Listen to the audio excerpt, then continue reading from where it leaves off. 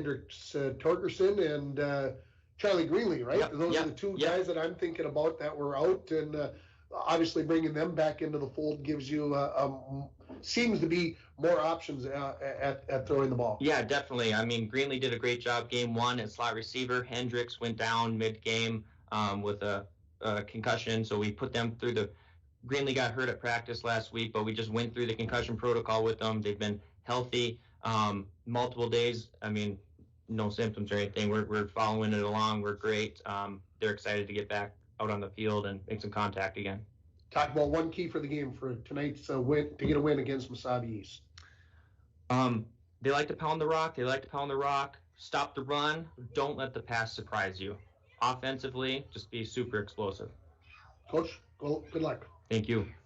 That is head coach Seth Edestead joining us there. And George, is something out of there that caught your attention? No, I think he has it done pretty much. It's going to be a pounder, and I tell you, it's one of those games. When they throw a lot of passes, how long the game lasts. This one's going to be a shorty. This one's going to be a short one. This one's going to be a short one, and so we'll see. The whole idea behind the ground control, of course, is to control the clock, and so Mesabi East, what their goal is, control that clock, get themselves a real nice drive going, maybe one or two in the first quarter, and then that should do it. So, we'll see where he goes from there. But he's got a nice football team. The Falls are going to have to play real hard. Braden Skifstead has been hot in that line. He's going to have the game of his life tonight, and he'll do the job. As old Mo used to say, you can do the job if you want to do the job. Well, we'll see. So there we have it. We'll take another break. We'll come back with the interview I did with the head coach of the Mesabi East Giants, Steve Grams. You're listening to the Bronco pregame show on K104 and RJBroadcasting.com. Airport is an economic engine for our area. Daily commercial flights, along with private aviation, brings visitors from across the country to do business with local firms as well as vacation here. And the airport provides access for local residents to connect to the world as well as a wide variety of job opportunities. The new airport terminal makes travel comfortable, convenient, and many times cost competitive. Falls International Airport, giving you another travel option and strengthening the economic fabric of our community.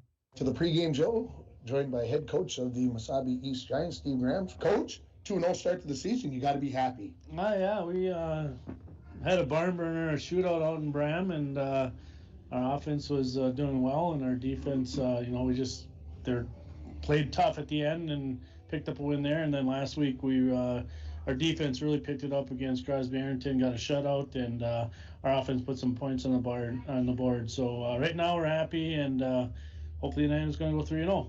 I would think that you like to run the ball. You guys have been able to do that pretty successfully lately. You got to be pleased. Like I said, with our quarterback, Evan Skelton, he's doing a heck of a job. Just sometimes handing off the ball, but we do pass, not if we don't have to. But we got some guys that are picking up some yardage, and it's really because our line are making them holes, and we got some nice blocking from our tight ends and our lead block, our fullback, Logan Schroeder.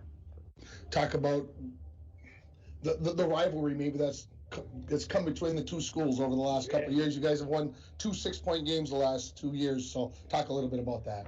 Oh, like you said, now in this Section 7, it's there's only 5-6 teams, and Falls we've been playing them a lot. I know we've been up here 3 years in a row for the regular season, so and we've been playing each other usually in playoffs. So it's been a battle, and anytime you come up here, anytime you come to Hoyt Lakes, Aurora, it's going to be a battle, and we expect that tonight too. You're telling me before we started the interview, maybe a little issues with sicknesses going along. How does that affect your depth going into the game for tonight? Well, luckily it's not hitting our starters. It's hitting some of the younger kids. So a lot of those guys stayed home. We do have a couple kids that we could use tonight. That would be a part of our offense or defense or special teams.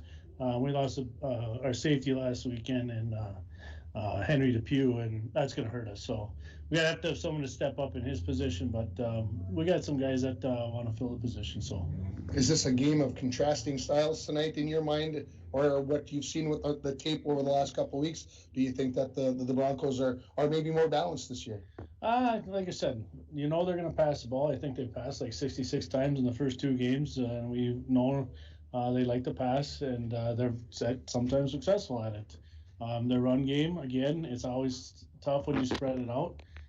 So we are right now focusing on, how are we going to stop both and hopefully get them off the field in 3 or 4 or 5 plays. But like I said, they brought it the last few years, so we expect that they're going to bring it tonight. Talk a little bit about your 2 halfbacks, your whatever split backs, whatever you want to call them. Talk about what they bring to the team and why they've been successful. Well, it just speed kills. Cooper Levander Jr. Picked up like 230 yards the first game, and it was just that he was breaking everything, and he's quick. And if he can find some green grass, he's going to do it. He's got some nice cuts. Jack Rivich, the senior, we moved him from a wide receiver last year to a running back, and I'll tell you what, he's only going to get bigger and better. So I think he had 144 yards rushing the first game, and he had a lot of touches last week. So they're going to break them. It's just when are they going to break them, and for how long. So hopefully tonight, like I said, if we can get our offense going, we sputtered last weekend just because of stupid penalties, undisciplined, and hopefully we got that clear through our players that if you want to move the ball and put points on the board, you got to be disciplined and you got to play every play going forward. Coach, appreciate the time. Thank you. That is head coach of the Mesabi East Giants, Steve Grams. We're going to take a quick break, and we are going to come back with the Edward Jones Keys of the Games. You're listening to the pregame show on K104 and online at rjbroadcasting.com. Edward Jones is a proud sponsor of Broncos Sports on K1. Call John Eric Strand, financial advisors, 283-6466 for all your investment needs. Edward Jones, member SIPC. Back here at Sports Stadium here as we talk about our keys of the game. George, one key for each team here that each team needs to take care of to get the win. Go ahead, George. There we go. No, what Mesabi East has to have is they have to set a pace of grind, and they have to come at them and control the game. The Falls, defensively, they have to come out real hard, stop them, get them out in 4 plays. That would go well. Again, you want to do this at the beginning as early as you can, and you don't want them to escape on you with a whole bunch of points. So you got to come at them right hard right now. Those are George's keys of the games, and they are keys of the game, and they are keys to making wise financial decisions for your future. Let Eric Strand and John Winkle help you make those choices. Stop in and see them at 445 4th Street in downtown International Falls, or call them at 283-6464. Edward Jones, member SIPC. And again, those are your Edward Jones, Eric Strand, and John Winkle keys to the game. Here comes the starting lineups brought to you by the Sports Shop in downtown International Falls. For honest service and fair prices on bikes, hockey equipment, and more, stop at the Sports Shop in downtown International Falls. The Broncos are going to be kicking off, so let's give you their defense. Starting at a defensive end will be Brody Carlson and Gavin Lovelace. Your defensive tackles will be Kenyon Olsen and Braden Skifstead. Max Dremel will be your nose guard. Your 3 linebackers are going to be Bennett Smith, Cameron Schultz, and Diego Christensen. Your 2 corners, Carter McBride and Alex Larson. And your free safety tonight is Cody Joslin. That means the Giants are going to be starting off on offense. Let's give you their starting offense, starting with their 2 ends, senior number 83, Caleb Corbett, and number 12, junior Tyler Jacobson. Your 2 tackles, Hayden Suler and Patrick Douglas. Your guards are Ethan Sickle and Ben Sigler. Your center is Christopher Oman. Your starting quarterback, Evan Skelton. And your fullback, big important guy there, number 30, senior Logan Schroeder. And then your 2 halfbacks are going to be Jack Rivich, Cooper Levander. Get used to me saying those names, folks. We're going to hear lots from number 6 and number 7. And again, those are your starting lineups brought to you by the Sports Shop in downtown International Falls. Final plea to you, if you've got a guess on who you think is going to score the first touchdown for the Broncos, send a text to 218-324-3053. Again, 218-324-3053. Text me and see who you say is going to score the first touchdown. If you're right, you got a chance to win a $5 gift certificate to Domino's. And while you have your phone out, give them a call at 3444, or order online to get your favorite pizza, maybe some chicken wings, some pasta, hey, maybe even a sandwich. Oh, well, but that Philly cheesesteak. Oh, see, yeah. I think that's all I had to say. George has got a little drool running down after I talked about all that stuff. I eat that when my wife's out of town. When we come back, we're going to have the kickoff here from Sports Stadium following the national anthem, as the Broncos will be kicking it off and Mesabi East will be receiving. That's been the post-game show here. You've been listening on K104 and online at rjbroadcasting.com, and you're watching on yourliveevent.com. At Packaging Corporation of America, your friends and neighbors have been making high-quality Boise brown paper for 110 years. Our commitment to the community runs deep, and we're honored to invest time and resources to make life better throughout Borderland. Year after year, we join many important causes in our area, from youth to senior initiatives and everything in between. PCA is proud to support our community and proud to make Boise paper with purpose. And we're back with breaking news. The new Coke Zero Sugar might be the best Coke ever. That's right, Jam. With an improved taste and 0 calories, make sure... Jam. Ooh, yes, this tastes like the best Coke ever to me. We're on the air. I need to try it first. With zero sugar and now even more delicious, it's the new Coca-Cola Zero Sugar, the best Coke ever. Find out for yourself. Lakes Gas would like to help you have some peace of mind this fall as we head towards the winter months. Now is a good time to get ahead and beat the cold weather demand and have your propane tanks filled up. Have peace of mind knowing that your tanks are full and ready to heat the house when the cold weather and the heating season gets here. Give Lakes Gas a call today to get your propane tanks filled. For all your propane needs, call Lakes Gas at 283-3035 or visit them online at lakesgas.com. Xylus Cookware is now available at City Drug Health Mart. Dishwasher and metal utensils safe, these heavy pans are easy to clean. The scratch-free nonstick surface is guaranteed for 10 years, the only cooking skillet with that offer. A robust forged aluminum construction ensures even heat distribution and is induction, stovetop, and oven safe to 356 degrees. A healthy way to cook, no oil or butter required. Check out all the sizes of Xylus Cookware, now available at City Drug Health Mart, caring for you and about you, downtown International Falls. Welcome back to Sports Stadium. As we get ready here, the Broncos are going to be kicking off left to right in their home purples with gold and white trim, gold numerals. The Mesabi's Giants, they are in their road whites with red numerals, black pants, a little black and red trim as well. Why they wear that dark uniforms, you can't see their numbers. Well, yeah, you know, they don't worry about those kinds of things. No. You want to make sure you look good, right? Yeah. That's the thing with the new uniforms. They let them start doing a whole lot of things and made things more interesting for announcers.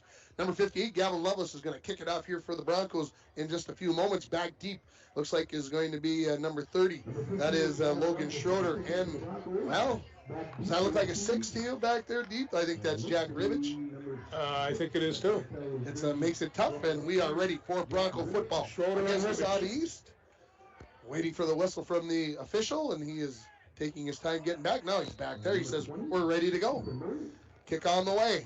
It is short. It's going to come down about the 30, 25, roll dead there. It's going to be picked up there by Nygaard. He's going to go to his right, going to break through a tackle, and then be brought down right at the 30-yard line by Gavin Lovelace.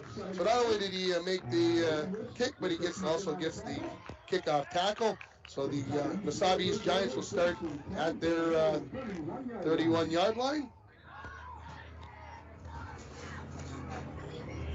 So the Mesabi East Giants will start there, and we'll see who do they give it to. Do they start in the wishbone? Do they start? They're going to start in that wishbone.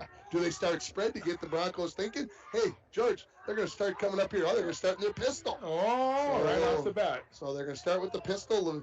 The quarterback in Skelton got a guy alongside him, got a tailback behind him.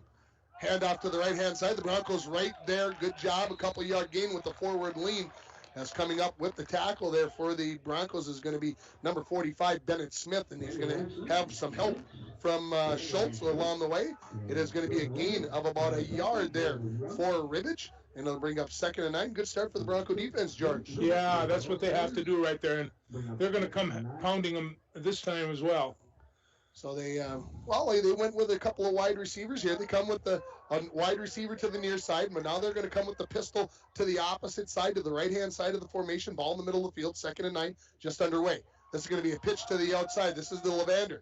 Breaks through, fumbles the ball. The Broncos have recovered it. First turnover of the ball game, and it is going to be recovered there by number 17, Parker Olson, who I did not have in the starting lineup, but he's going to come up with the fumble recovery there, and the Broncos are in business as they will have it 1st and 10 at the Giants' 35-yard line. That's why football is such a fickle game. Boy, that fumble can come up and pop you up anytime.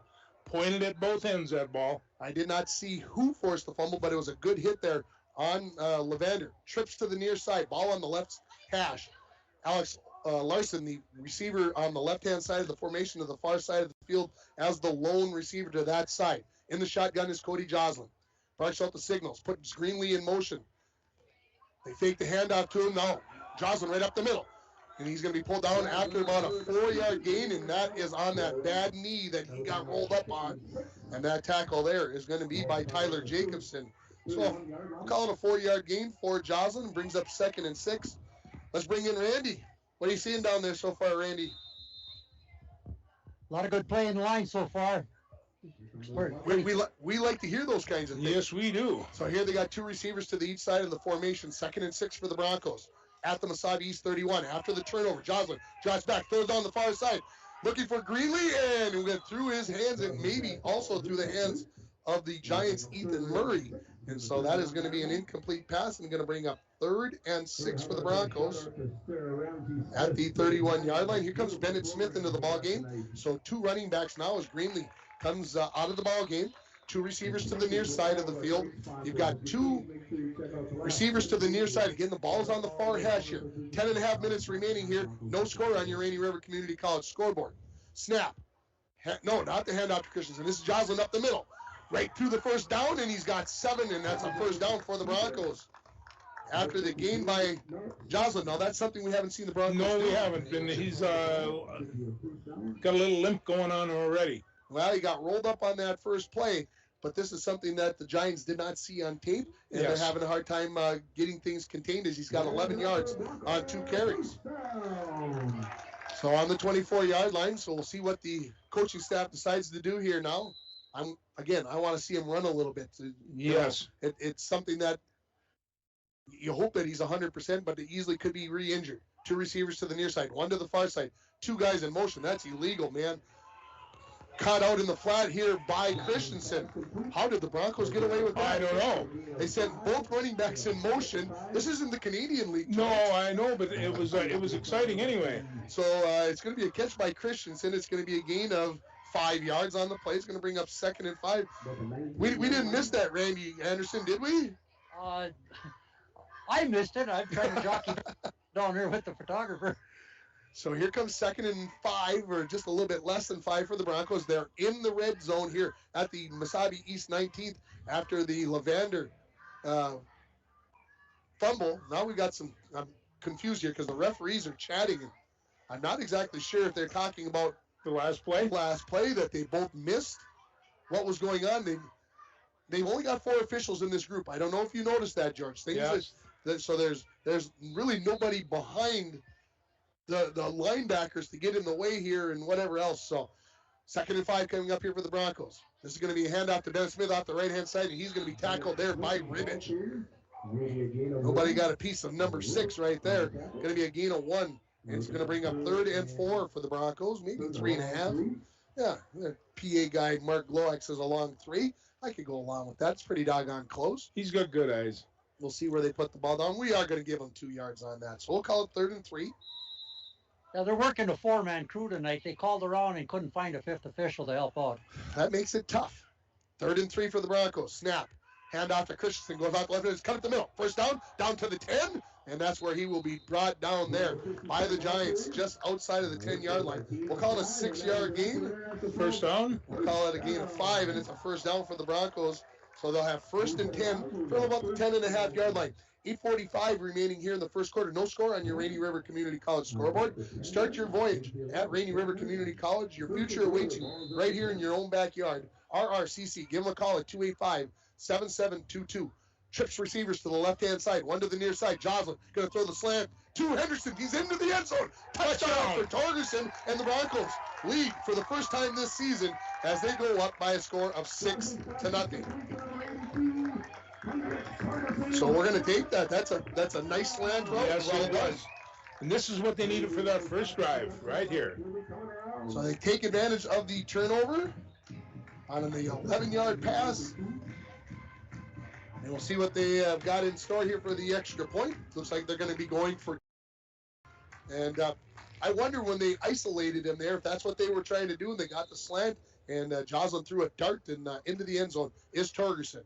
2-point conversion. Handoff to Christensen right up the middle. He's going to try to break one tackle, but unable to get into the end zone. So let's take a break with 8:39 remaining in the first quarter. The Broncos 6, Mesabi East nothing. You're listening to Bronco Football on K104 and online at rjbroadcasting.com. Center is proud to offer local athletes a robust sports medicine program that includes comprehensive rehabilitation for athletic injuries, post-surgical rehab, and return to sports guidance. Rainy Lake Medical Center's Advanced Concussion Management Program offers additional protection and peace of mind to athletes and parents. For more information, call Rainy Lake Medical Center Therapy and Wellness Department at 283-5420. Good luck, athletes, on a successful year from Rainy Lake Medical Center. Back at Sports Stadium, the Broncos lead it 6-0. Randy Anderson, what do you see on that touchdown pass from Joslin to Torgerson? The receiver ran a nice. Yeah, we lost you there for a second, Randy, and we'll come back to you here in a second as getting ready to kick off here is going to be Loveless back deep. As I look, it's going to be number 30, Logan Schroeder, and this time it looks like it is again number 6, Jack Ribbage. Loveless raises the hand. See what kind of boot he gets off here. This one's a little bit deeper. Going to be caught right at the 20-yard line by Ribbage. Right up the field. 30. Breaks to the outside. Showing his speed there. 35, 40, 45. And going to be dragged down there by Braden Skipstead out of bounds. But it's going to be into Bronco territory. It's going to be at about the 42-yard line. So that is going to be a return of 38 yards. And the Giants will start at the Bronco 42-yard line. That's a big return. They're going to actually mark it at the 41-yard line. So we'll call it a return of 39. So not good coverage by the Broncos. Not good coverage. And the first thing that they want to do is come back and negate that touchdown. And the first thing we want to do is stop them.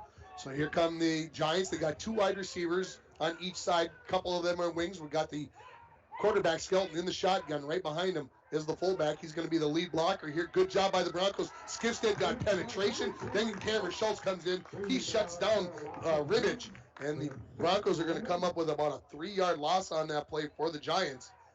They'll call it a loss of 2 officially as they put it down on the 43-yard line. So 2nd and 12 coming up there. And a great job by number 66. Nice read.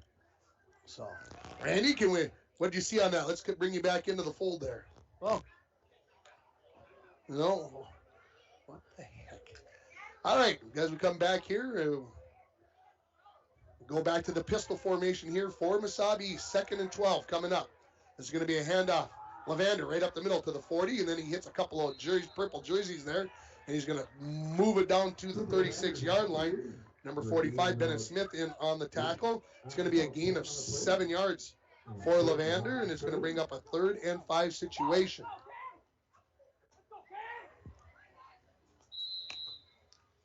So 7:27 and counting remaining here in the first quarter. Broncos lead at 6-0 on your Rainy River Community College scoreboard. This is a big play early.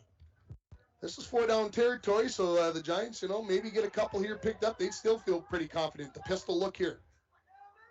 And somebody moved, and all the Broncos came offside, so I'm not sure if it's going to be on the Broncos. Kenyon Olsen, the nose guard, moved first, and then a couple of his teammates came with him. We'll see what they call here. And it is going to be illegal procedure on the Broncos. So it's a 5-yard penalty against the Broncos, and that will be a first down for the Giants at the Bronco 31-yard line. We're going to go back and give that drive by the Broncos, the drive of the game, brought to you by Nagurski Transportation. Moving your product safe and fast, Nagurski Transportation is always looking for new professional drivers to join their team. So the first down here, the first one of the game for the Giants. They come back up in the pistol look. Right alongside the quarterback is the fullback. And then the tailback right behind. This is going to be a fumble as Skelton kind of got into that look like, was he going to hand it off? Was he going to pitch it? And then just drop the ball right on the ground. Well, and this is what we talked about last week where they had 14 fumbles. And it's... And Kenyon Olsen is the injured player for the Broncos. Not sure if he got rolled up on. It's going to be a loss of 5 yards for the Giants on that play. It's going to bring up a 2nd and 15. But as I mentioned, you mentioned they've got 14 fumbles already. The Giants have only lost 4, but that just is a signification of maybe with a new quarterback and just trying to hand the ball out, getting to that mesh point and all those other things and how things work. All right, Randy Anderson, let's see if we can get you. Let's see if we can hear you this time. And did you see anything that happened to Kenyon on that play? I think he just got rolled over on. I don't think it was a hit or anything. He just got rolled up in the pile. Okay. Well, sometimes that's a good thing if you just you get a little bit scared in there, George. We played in the trenches, and all of a sudden you get a knee rolled up on you, and you're like, what in the heck is going on here? We've got the Olsen still on the ground out there. They're trying to talk him through. Looks like he's going to try to stand up here and make things happen. As it looks like they're looking more at his knee rather than his ankle, which is always good to know because those are obviously different injuries and how you deal with things. But this is a big problem for the Broncos. Not a lot of depth, I don't think, at lineman. So no, and he's a good sized one. He was going to be needed here, but this doesn't look good. So the left leg being held up in the air, and he will be assisted off the field as he's unable to put any weight on it. The Broncos do lead here 6-0, 6:59 remaining in the first quarter. An 11-yard touchdown pass from Cody Joslin to Hendricks Torgerson. And the Broncos failed on the 2-point conversion run. And so 6-0 is the score here in favor of the Broncos. Their first lead of the season. And we'd like to see that on the Rainy River Community College scoreboard. So as I look out there, the Broncos, who are they going to be bringing in here at the defensive tackle? They still don't. Oh, there it is. Seth Lynch, 79. He was standing back in the linebacker level. I couldn't quite see him. But now I think we've got sight on him. And so Seth played a lot of nose guard over the last couple weeks. And so he's got some experience there. When we come back to play here, 2nd and 15 for the Giants after that fumble. And Kenyon now to the sideline, able actually to put a little weight on that leg as he gets here to. So that's a good sign. Maybe a chance to get a little breather here and have a chance to get back into this ball game. We'll see how things go. Here come the Giants out of the huddle. They send a wide receiver to the far side. They got a tight end in the wing, and they come back with that pistol look with the fullback alongside the quarterback and the tailback. And that is going to be number 6. That is Ribbich. This is going to be a counter. Good dancing there by Levander. Right there is number 45, Bennett Smith, and he's going to throw him down for no gain. Maybe a little bit of a loss on that play, and that's good coverage there by number 45, Bennett Smith. Yeah, Levander just couldn't get that scoot going, and Smith grabbed him and threw him right down.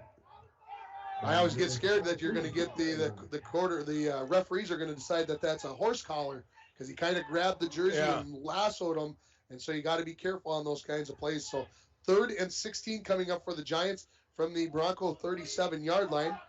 6:20 and counting remaining. 2 wide receivers, 1 split each way. In motion, fumble in the backfield. Skelton rolls out. Now he's under pressure, throws it into the flats, and nobody there. And so right now, the Giants are their own worst enemy here as they are having a tough time hanging on to the football. So the incomplete pass is going to bring up 4th and 16. And so now, will the Giants punt? I would say no, but we'll see what they decide as they bring 3 players in. So that usually tells you that there's a punting situation going on here. The clock is stopped with 6:12 remaining in the first quarter. They are in punt formation. Dropping back is Alex Larson. He's going to stand at his own 10-yard line. And look to see who that punter is. It is Jack Ribbich. He gets a good snap. Gets it away. High. It's going to land at about the 10. And it'll go sideways and be down at about the 8 or 9 yard line.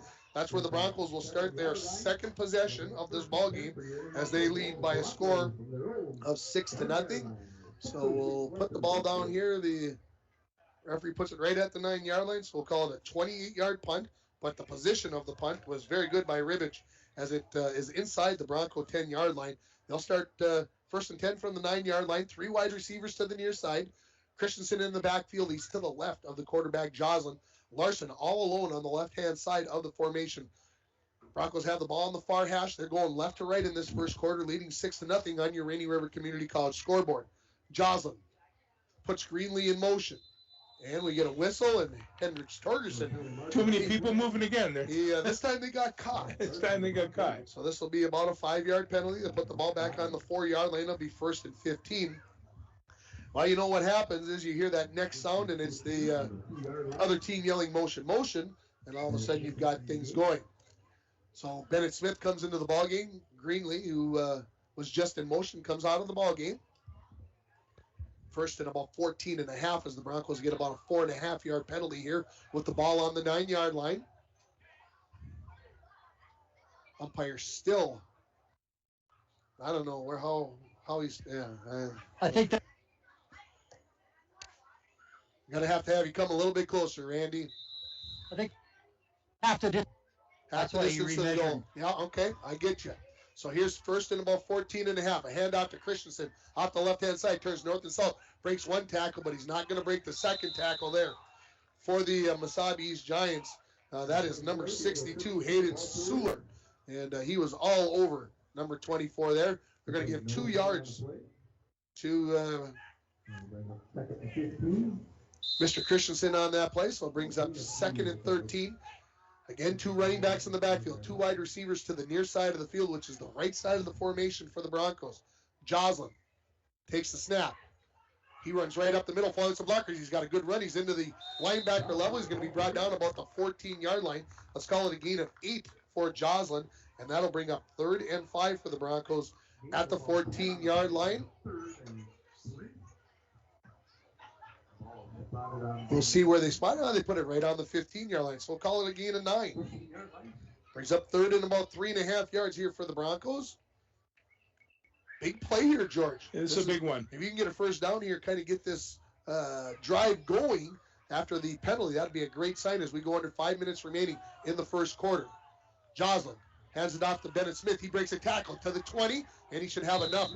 No, excuse me. 5 yards short. No, he was only across the 15, folks. I thought he had already got up to the 20-yard line. There's only going to be a gain of about 2 yards, and it'll bring up 4th and about 2 yards here for the Broncos from the 17-yard line. Matter of fact, we're only going to call it a needing 1 yard where the stick is on the far side. So now you got to punt this ball away. And Hedlund is going to come out. Olsen's going to come out. Yeah, the Broncos are going to punt this one away. Very wise choice. Bennett Smith will drop back to punt it. In reception formation, Ethan Murray and Cooper Lavander are back deep for Mesabi East. 4:10 and counting remaining here. The Broncos lead 6-0. The snap, the punt is away. It's going to be caught at about the 49-yard line by Lavander. He heads to his right, gets outside, 40, 35, 30, and breaks a tackle, and then is going to be brought down at about the 20-yard line. So the punt is going to net the Broncos about 2 yards. As the punt was 31 yards, the return is going to be 28 yards. And so the Giants will start in great field position as they will have it 1st and 10, and they put it right on the 20-yard line. So it's only going to be a gain. It's a punt of 31, a return of 29 by Ribbich. And now 1st and 10 right on top of the 20-yard line here for the Giants as they look to possibly take the lead in this ballgame as the Broncos lead 6-0. First time we've seen the wishbone. 2 tight ends. Turn around. Hand this off to Ribbich. He breaks 1 tackle. And then he's going to be wrapped up there by number 54. That is Schultz to get there. And then a bunch of teammates come in and finish him off. It's about 75% when that fullback is leading, he's going to show you the hole. And we've got a flag. It's going to be a face mask penalty. Oh, good. So there was no gain. Whoa.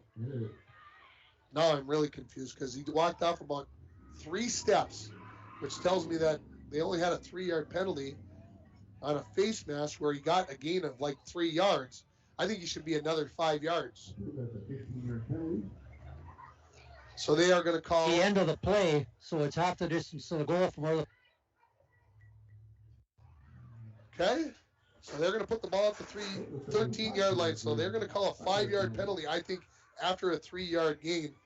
And so we're going to call it first and about, 2 yards, 3 yards here.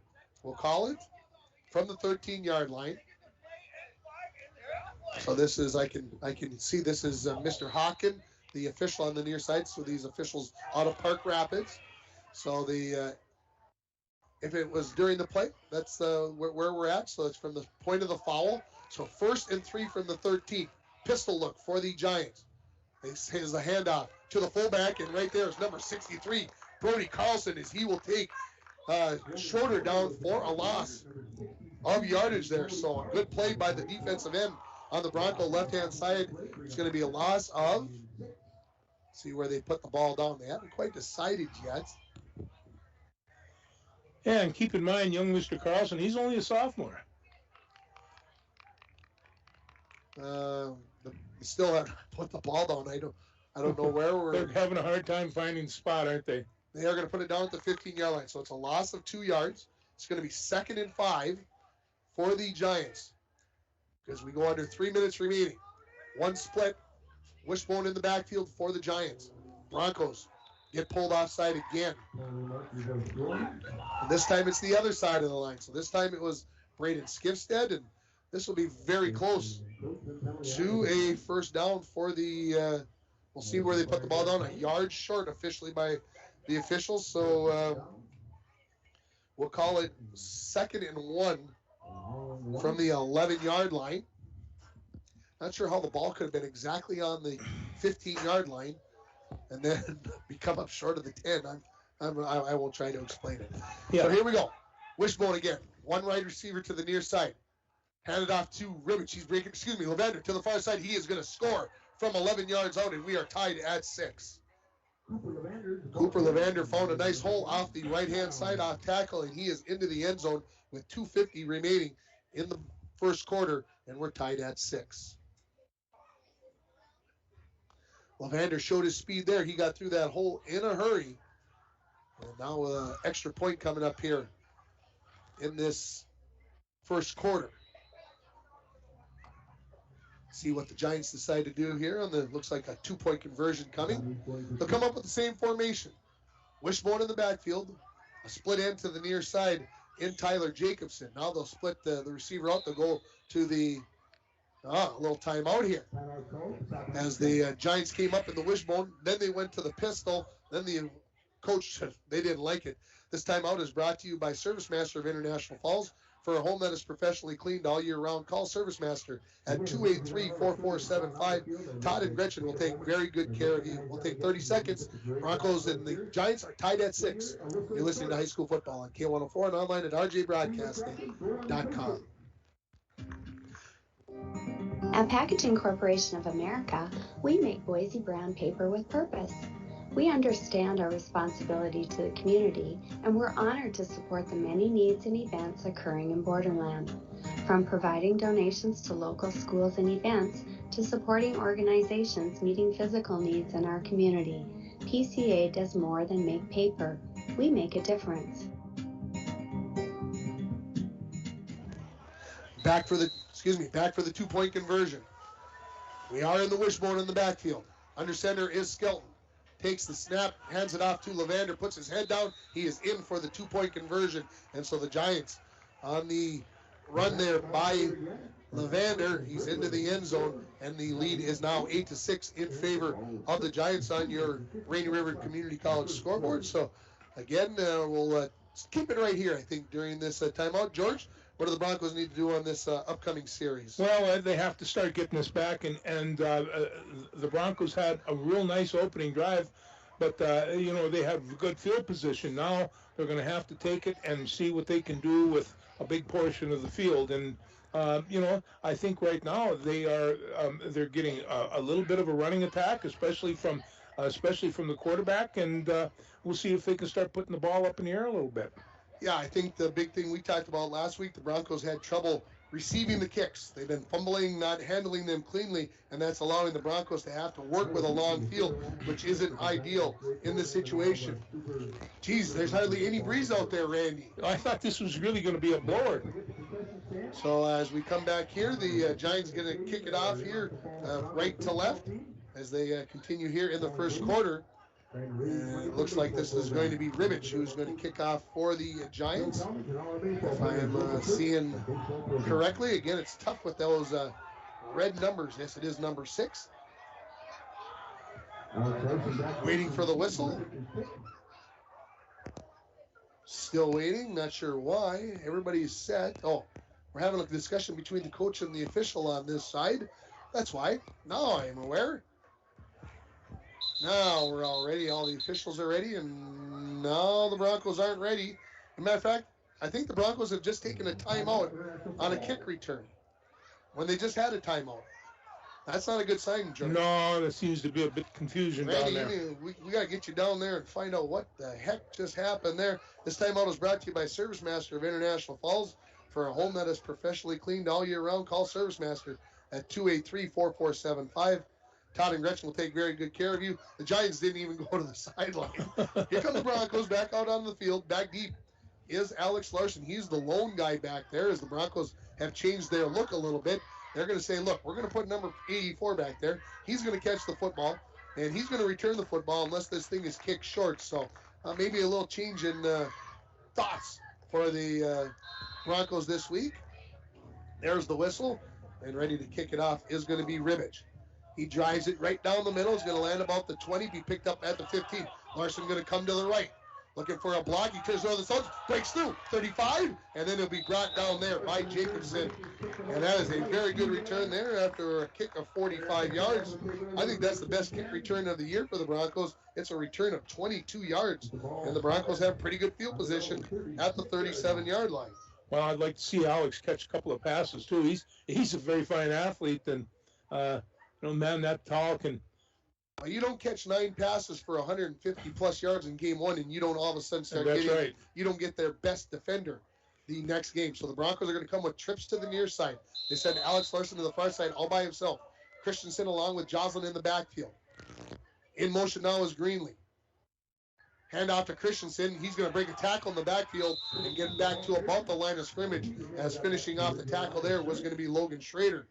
As Christensen going to come out of the ball game. That's going to be a loss of 1 yard for Diego. Going to bring up 2nd and 11 as somebody missed an assignment there. I'm not exactly sure whom, but it was, as the Broncos come up with 2 receivers to each side. Now Bennett Smith in the backfield along with Joslin. Now they're going to come with trips to the near side. Well, I know your microphone's working now, Randy, because I can hear the crowd. Okay. Yeah, the Schroeder brothers got him that time.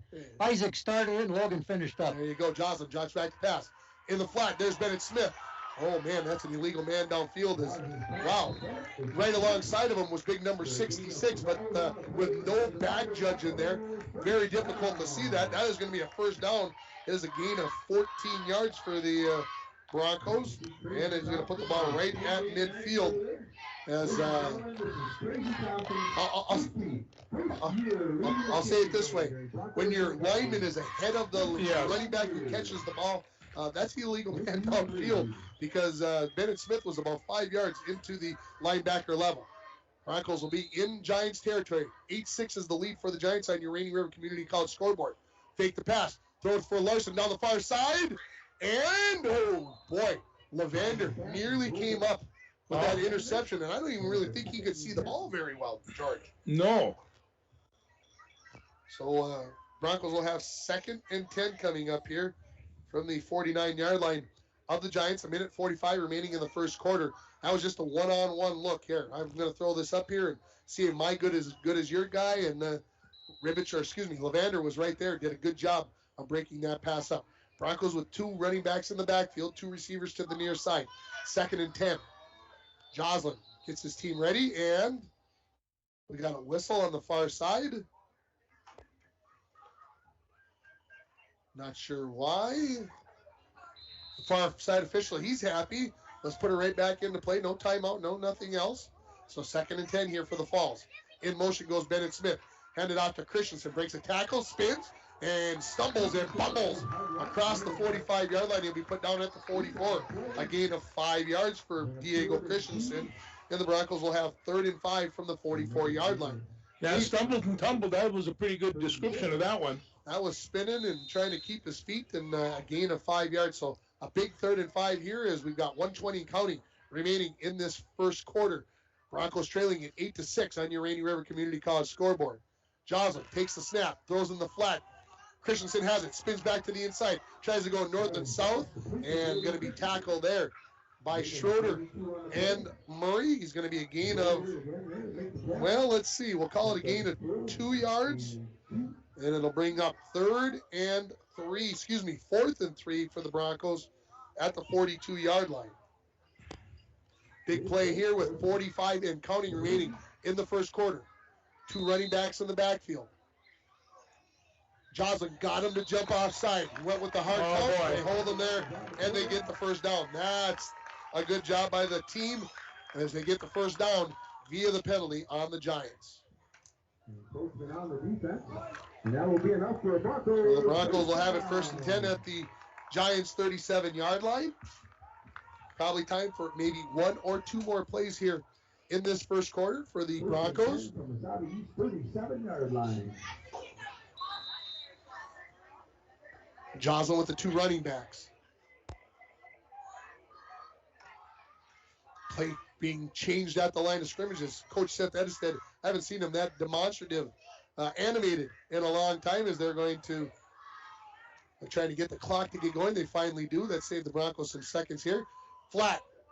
And that slant route by the flat slant route, very almost like a drag, I guess, is what I was trying to get across as they were looking for Larson, but that was out of his reach. Incomplete pass makes it 2nd and 10 for the Broncos at the 37-yard line with 34 seconds remaining. Smith is out. Greenlee back in. The Broncos will come with trips to the near sideline. Over on the far side, Larson versus Levander. There's the battle. Soul, one-on-one out there. Mano-a-mano. Take the snap. Throw the slant again. This time Larson catches it, and Levander will come up with the quick tackle. It'll be a gain of about 5.5 or 6 yards on the completion. I'll call it 6, and they'll bring up 3rd and 4 with 20 and counting remaining here in this first quarter. We'll see if the Broncos want to run a play here. I'm going to say they don't want to, George. But yeah, I'm not sure they do either. 8, 7, 6. They're never going to get this off. No. End of the first quarter. Score, Mesabi East 8, International Falls 6. You're listening on K104 and online at rjbroadcasting.com. Vehicles are on the lot at Ekman GM of International Falls. Check this out. The new 2022 GMC Acadia all-wheel drive AT4 MSRP $46,935, sale price $44,435. Or this, the 2021 Chevrolet Suburban four-wheel drive Z71 MSRP $64,590, sale price $63,590. Come visit us now. Chevrolet, find new roads. Find out more at ekmangm.com. You asked, how will Enbridge's Line 3 replacement help keep the environment safe? Well, nothing is more important to us than the safety of the environment and the people of Minnesota. That's why we're replacing an ancient pipeline with much safer, state-of-the-art infrastructure along a route that avoids impacts to people and the environment. Safety and environmental protection are Enbridge's core values, the very foundation of our business. Learn more at enbridge.com/line3US. Back at Sports Stadium, getting ready here for the start of the second quarter. As we come back to it, it's going to be 3rd and about 4 yards for the Broncos from the Mesabi East 31-yard line. And George, not a bad first quarter for both teams. No, we really like the well-rounded offense that the Broncos have been able to put together. They're running the ball fairly well, and they're throwing the ball well. And Big Larson is I tell you, he's a nice target out there, isn't he? He is a nice big target. Yeah. Randy, what are you seeing down there at field level? I have to agree with George. The Broncos are mixing it up well, and I think they got the Giants a little confused. And I see the Giants going more to that wishbone and a little more power running. Absolutely. I agree with you right there on that sentiment. As we come back, as I mentioned, it's going to be 3rd and 4. The Broncos 3 receivers to the far side of the field now as the Broncos go right to left in this second quarter. Larson versus Levander now on the near side. We'll get a better look at it, George, if we see that battle going on. Joslin looking over, the team looking over for the play call. Little head nod. Looks like they've almost got the play, maybe. Ball is on the far hash. The Broncos have 3 receivers to the far side. They're pretty bunched up over on the far side. Christensen to the right of Joslin, the quarterback, in the shotgun. Handoff right up the middle. Christensen hit in the backfield. We've got a flag as well. And I believe that was Schroeder that came through. No, that was number 53. That is Danny Napper that came through. And we've got a... Oh, so we're not even going to count that play, folks. If the PA guy, I did not see the penalty signaled. But if that is the correct signal, that play never happened. So they'll march the Broncos back 5 yards. And it'll bring up 3rd and 9 for the Broncos at their own 36-yard line. So we'll see what the Broncos can do with it from here. 3 seconds into the second quarter, 8-6, Mesabi East leading the Broncos here in game 3 of the season. As the sun has gone away, I can now look to my left without being completely blinded. Broncos stay in the same formation, except Christensen is to the left. Drop back to pass. Looking for Larson deep down the near side. It's going to be a battle there and tipped away, and we've got a flag. And is it going to be on Levander or is it going to be on Larson? There are a lot of arms flying around in there. A lot of arms flying around, and so I'm waiting to see. Randy, what are you hearing? No, we can't pick you up.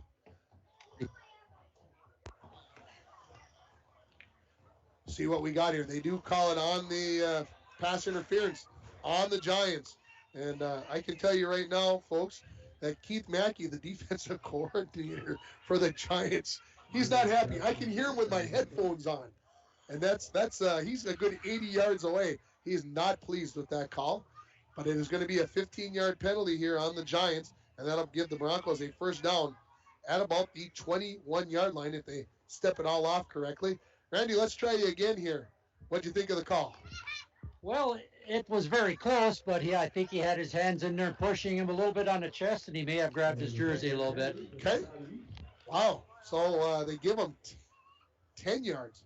I'm almost sure that defensive pass interference is a 15-yard penalty, but not today.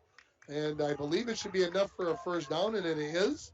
So the Broncos will have it 1st and 10 at the 26.5-yard line. Sometimes those steps get shorter, George, as you get older. Yeah, and sometimes you just don't know what's going on through those stripes. 3 receivers to the far side. Ball basically in the middle of the field. Joslin barking out the signals. Takes the snap. Drops back. He's under pressure. Throws in the flat. Christensen dropped it. And fortunately for him that he did, because I think the Broncos would have been illegal man downfield. I don't think they would have gotten away with it. Again, that hit Christensen right in the hands. And he dropped it. Good screen. We haven't seen the Broncos run a screen, George. No, and this would have been the second one, and it's a good play. It's a very good play. So 11:46 remaining here in the second quarter. Broncos down 8-6 on your Rainy River Community College scoreboard.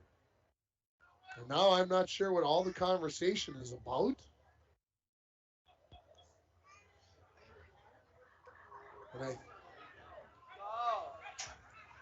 Hang on, folks. They picked up the football. They look like they want to walk it backwards. Okay. So they're calling it. Are they calling it no play? George, help me. I'm not sure. They're calling it first down right now. I have no idea, folks. It's like that play never happened. I don't even know what. I'm stunned. I'm confused. All right. 3 receivers to the far side. Blitz possibly coming here. Greenlee in motion. He takes the handoff on the jet sweep. Tries to get to the outside, and he's going to be thrown out of bounds there by Schroeder. And a late flag behind the play, folks. I don't know. Cameron Schultz and number 62 there, Suler. They were having some discussion behind the play. There's a hold. And it's a holding call on, I believe, yeah, it is going to be a holding call on the Broncos. So we'll see what they decide to do. There was essentially a loss of a yard on the play. So we'll see what the Giants want to do here. and they are going to accept the penalty. I don't think they were even given a choice. No, there was no choice there. There was no choice. You guys are just taking the penalty, and we'll make the decisions for you. So here comes 1st and 20 for the Broncos from their own 36. Slant. Larson catches it at the 35, fumbles it, and who's got it? Looks like the Giants got on top of it, but I'm not sure. And we got a penalty flag down. We'll see what happens here. Was that a flag or just a marker? Well, that was a flag. The Giants have come up with the recovery. So unless this penalty is on the Giants, this is going to be Giants ball after the turnover. It is a hold again on the Broncos. So it is going to be a fumble lost here for the Broncos. So now each team has lost a fumble, and Mesabi East will take over at their own 31-yard line. And just a tough one there. Larson caught it nicely, trying to maybe break a tackle, and forgot about ball security. He certainly did. So 1st and 10 for the Giants on the 31-yard line. 11:33 remaining in the second quarter. Mesabi East leads at 8-6. The Broncos scored first on an 11-yard touchdown pass from Cody Joslin to Hendricks Torgerson. The run was unsuccessful for the Broncos, and they led 6-0 with 8:39 remaining in the first quarter. The Giants would then get the ball back and an 11-yard run by number 7, Cooper Levander. They made the 2-point run by Levander, and that's where we sit 8-6. A split end on each side for the Giants. 2 wings. Pistol for the quarterback with a running back behind. This is going to be a handoff to Ribbich, and Skifstead is going to chase him down in the backfield for a big loss. That is going to be a loss of 5 yards. Yeah, Braden just cut loose. Nobody even touched him. He was in the backfield. He was waiting for him when he came around the corner. So that was a nice play by Skifstead. 2nd and 15 coming up now for the Giants. And they'll have no, I thought they were going to have a substitution, but it was just coming over maybe to get the play call for Skelton. So they're going to come up with the wishbone. As Randy said, hey, maybe we should go back to that. They were pretty successful with that. They come up with it, split end to the near side of the field. 2nd and 15. Turn around, counter here by Levander. He's into the linebacker level and going to be brought down there by Cody Carlson as he ran it down from his end position. There's going to be a gain of 9 yards for Levander, and it's going to bring up 3rd and 6 for the Giants from their own 35-yard line. Levander gets to that hole quick. I think they would be going to him more. Yeah, and I think right now the Broncos have their outside linebackers reading a key, and right now they're able to pull that linebacker out of position with that motion, with the backfield motion. They're able to get that outside linebacker out of the way and make a big run there. And so the Broncos are going to probably have to make an adjustment with their linebackers here, as Bennett Smith had a little problem with his helmet. That's why the delay. Now we're back to action. So looking at the defensive front for the Broncos, left to right, we've got Carlson, Dremel, Lynch, Skifstead, and Loveless. Your linebackers are Smith, Schultz, and Christensen. The secondary of Larson on the far side. At free safety now is Parker Olson and Carter McBride on the near side for the Broncos. So they'll come up with the wishbone, split end to the near side. This is going to be play action pass in the flat, looking for the tight end. He catches it at the 45, 50, makes a cut at the 45, and he is going to be brought down there by Parker Olson on the tackle. But a nice play action pass there for the Giants, and that is going to be a gain. Let's see here now. They're going to put it down right on the 35-yard line. So that's a gain of 32 yards on the play. And Mesabi East has got something cooking in Bronco territory at the 35-yard line. So Parker Olson going to be brought out of the game. He was just in there giving Cody Joslin a little breather. And so now we'll have 1st and 10 there for the Giants. They're going to come up with the pistol look. Split end to the far side of the field. Under 9.5 remaining in the second quarter.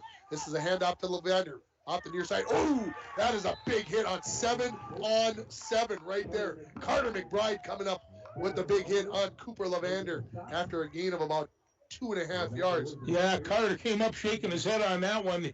It was a good pop, and he knew it. That is a big pop for sure. And it's going to bring up 2nd and a short 8 here for the Giants. You don't always get to hear the pop of the helmet or the pads anymore because of the way you can't tackle like we used to, George. No, that's true. So now they'll come up with the pistol to the other side, split end to the near side of the field. Skelton, the pistol quarterback, waiting for the snap, gets it, turns around, hands it off to Rivich. He cuts up the middle. He is going to be tackled there by Seth Lynch after a gain of about 5 yards. And Lynch going to come out of the ball game. Going in is going to be C.J. Hasbargen. We're going to call it a gain of 5 yards. And they'll bring up third and 3 for the Giants. This is definitely 4-down territory for the Giants. They'll stay with that pistol look. Split end to the far side of the field. Levander, the tailback. Will he get the handoff? Broncos nearly jumped outside. Now Levander going to get the pitch. Comes to the outside. He's got the edge. 25-20. Cuts back, breaks a tackle. 5, and he is into the end zone, I believe. Let's see if there's an official. Oh, he's not even running down because they've got a holding call, George. Oh, they're bringing it back. Bring it all back, folks. I was wondering why the referee wasn't running down the sideline. He wasn't excited at all, was he? No, he wasn't worried because he knew that the play was coming back. And so this is going to be a holding call on the Giants.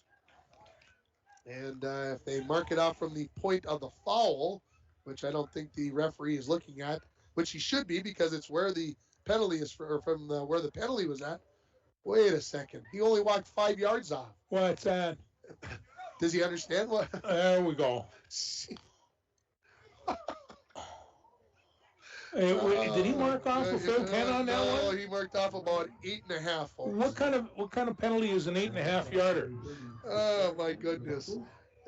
Yeah. Anyway, we're gonna. Matter of fact, I'm only gonna. It's 8-yard penalty, so it should have been about a 12-yard penalty because the play was the penalty was 2 yards behind the ball. But we're gonna call it 3rd and 10 from the 41-yard. From the 36-yard line, folks.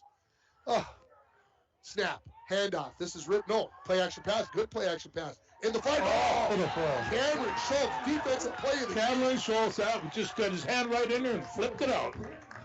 The middle linebacker with the tip pass there on the incomplete pass. It looked like that was sure going to be completed to the tight end Corbett, but somehow number 54 got his big mitt in there, knocked that ball away, and it's an incomplete pass. So now 4th and 10 for the Giants from their own, from the Bronco 35.5-yard line. And they're in discussion mode. Steve Grams, I think, has decided that he's going for it. He wants to talk to his quarterback.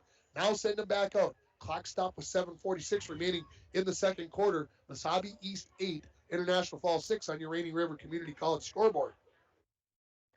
They're going to come up with a tight end and a split end, couple of wings. In motion comes Levander. Now trips to the near side. Stepping back is Skelton. Looks over the middle, and that's going to be incomplete short. And that was good. That looked like hook and lateral. It had something going on down there. That was a hook and lateral play because the end went down, stopped about 20 yards, and that was what I think the Giants were looking to do. And wouldn't that been an interesting play call? It would have indeed. So incomplete pass. The Broncos turn the Giants over on downs, and the Broncos will start from their 40-yard line. 1st and 10 with 7:41 remaining in this second quarter. Good crowd here at Sports Stadium tonight.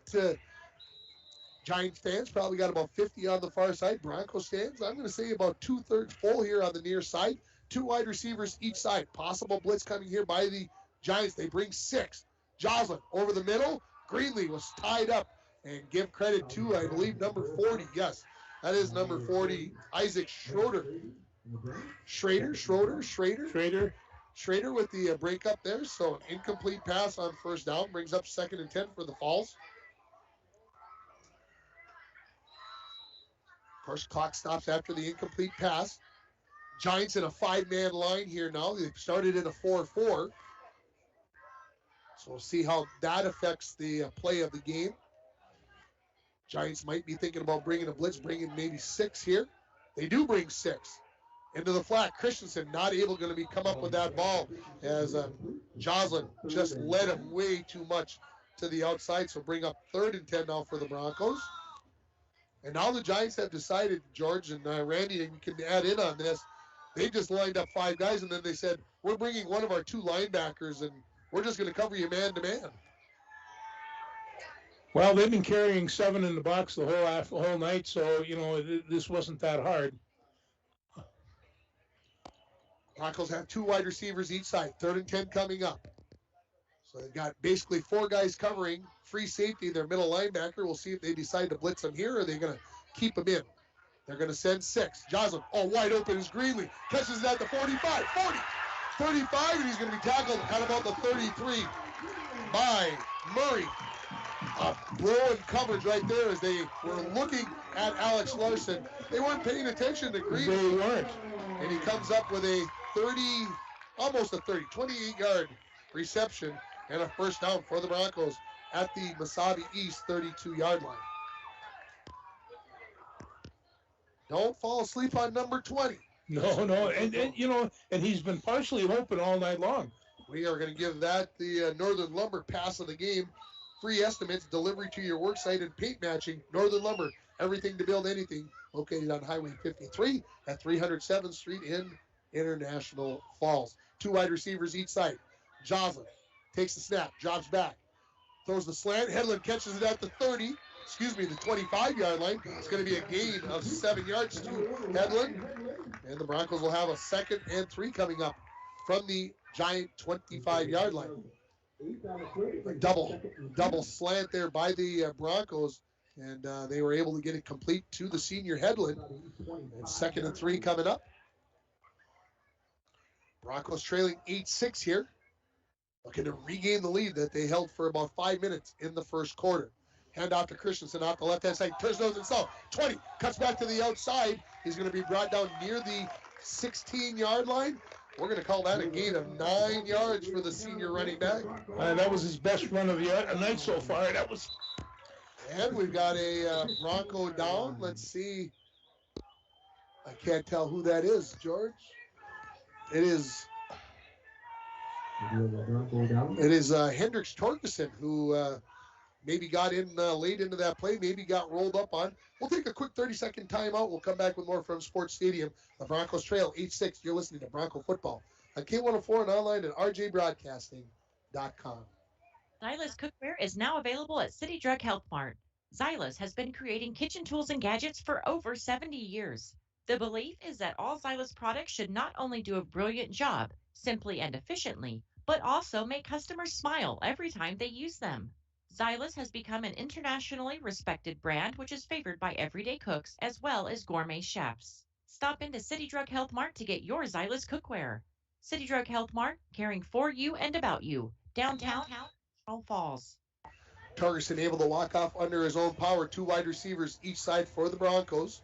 Joslin takes the snap, drops back, looking right, throws down the middle, over the head of Hedlund. That ball, not over the head of Hedlund by much. No. He was behind the defense, but could not come up with it, so incomplete pass for the Broncos. And it'll bring up 2nd and 10 from the 16-yard line. Broncos are going to change formations here a little bit. They're going to go to 2 running backs. Hedlund moves to the far side. Greenlee getting big congratulations on the near sideline after that big 28-yard catch to keep this drive alive. Broncos tighten up the formation a little bit here. 6:35 remaining in the second quarter. Drop back to pass Joslin. Looking for Smith in the corner. Justin Love throws him. He was there. Two times the receivers have been open. We've seen that play before, George. You want to know who we've seen run that play before? Who's that? Mesabi East. What's good for the goose is good for the gander, right? That is true. Send the halfback out of the backfield. See if you can get him isolated on the linebacker, and then just heave it up there and see who can race the ball and come up with it. So 3rd and 10 now for the Broncos from the 16-yard line. Long look over from the Bronco offense as the coaches run through their signals. Joslin, now I think everybody's got the call. 6:31 remaining here. Clock stopped after the incomplete pass. Blitz definitely coming. In motion is Smith. Joslin looks to the flat, and we get a flag, and that was nearly intercepted by the Giants. And so we've got multiple flags down. One by the lines judge on the far side, one by the umpire. So this could be, And we Not got a sure. Bronco. I think we got a Bronco down We too. got another Bronco down on the far side, and I cannot tell the number here. I think it's Christensen. Okay. Diego out in the flats, and he is not feeling very good over there. And I'm looking for the. From here, it looked like he got clotheslined right as the ball was coming. So folks, we might actually have 3 penalties. They called roughing the passer, they called holding, and I'm not sure if the far official called something else on the far side, but I think we're going to have offsetting penalties coming off of this after we'll find out what is happening with Diego Christensen. I didn't see what happened, but we got an incomplete pass. I'm watching the official on the near side here, folks, talking with head coach Seth Edisted, and Christensen is up and able to walk off under his own power, so that is a very good sign for the Broncos. As one of those things where you get rolled up on and see what happens. So we're going to see what happens here after the penalties. I think offsetting penalties is going to be the call. So we'll redo the down here, folks. Yeah, Diego's a tough kid. I mean, he is. So 3rd and 10 again for the Broncos here. Roughing the passer and a holding call were the 2 penalties, I believe, called there. So we'll do it all over again. 2 wide receivers each side. Joslin throws in the flat, caught by Torgerson at the 15. Breaks a tackle, gets down near the 10-yard line, and he will be brought out of bounds there. We'll see where they mark him. They're going to put him just at the 10-yard line, so let's call it a gain of 6. And the Broncos will have 4th and 4 from the 10-yard line. Now we'll call it a gain of 5. I look over where they have the ball marked now on about the 11-yard line. So 4th and 5 here. Broncos trying to take advantage here and regain the lead here. 4th and 5 from the 11. Possible blitz coming by the Giants. How about a first down on the jumping off side? Joslin waiting. Now gets the ball. Looks left. Now goes right. Headland. Oh! Passed it behind him. Headland had just broken wide open. And the Broncos will turn it back over on downs as the Giants hold here. And they'll have 1st and 10 from their own 11-yard line with 5:38 remaining in this first half. Snap decisions of the game here. There's been plenty for both sides here. And Snap Fitness on Shoreward Drive is a 24-hour facility with free weights, tanning, hydro massage, and more. Personal training is available. Give Haley Silvers a call at 283-0020. Again, Haley Silvers at Snap Fitness, 283-0020. The snap decision of the game. Here come the Giants. They are going to come up with the wishbone. Split into the far side of the field. Skelton under center. Ooh, everybody was off and running early on that play. Levander's going to break through, and he's going to get a big play there. Ball wasn't snapped, but everybody else was running, and they still were able to get things going. And it's going to be a gain of 7 yards for Levander and bring up 2nd and 3 for the Giants at their own 18-yard line.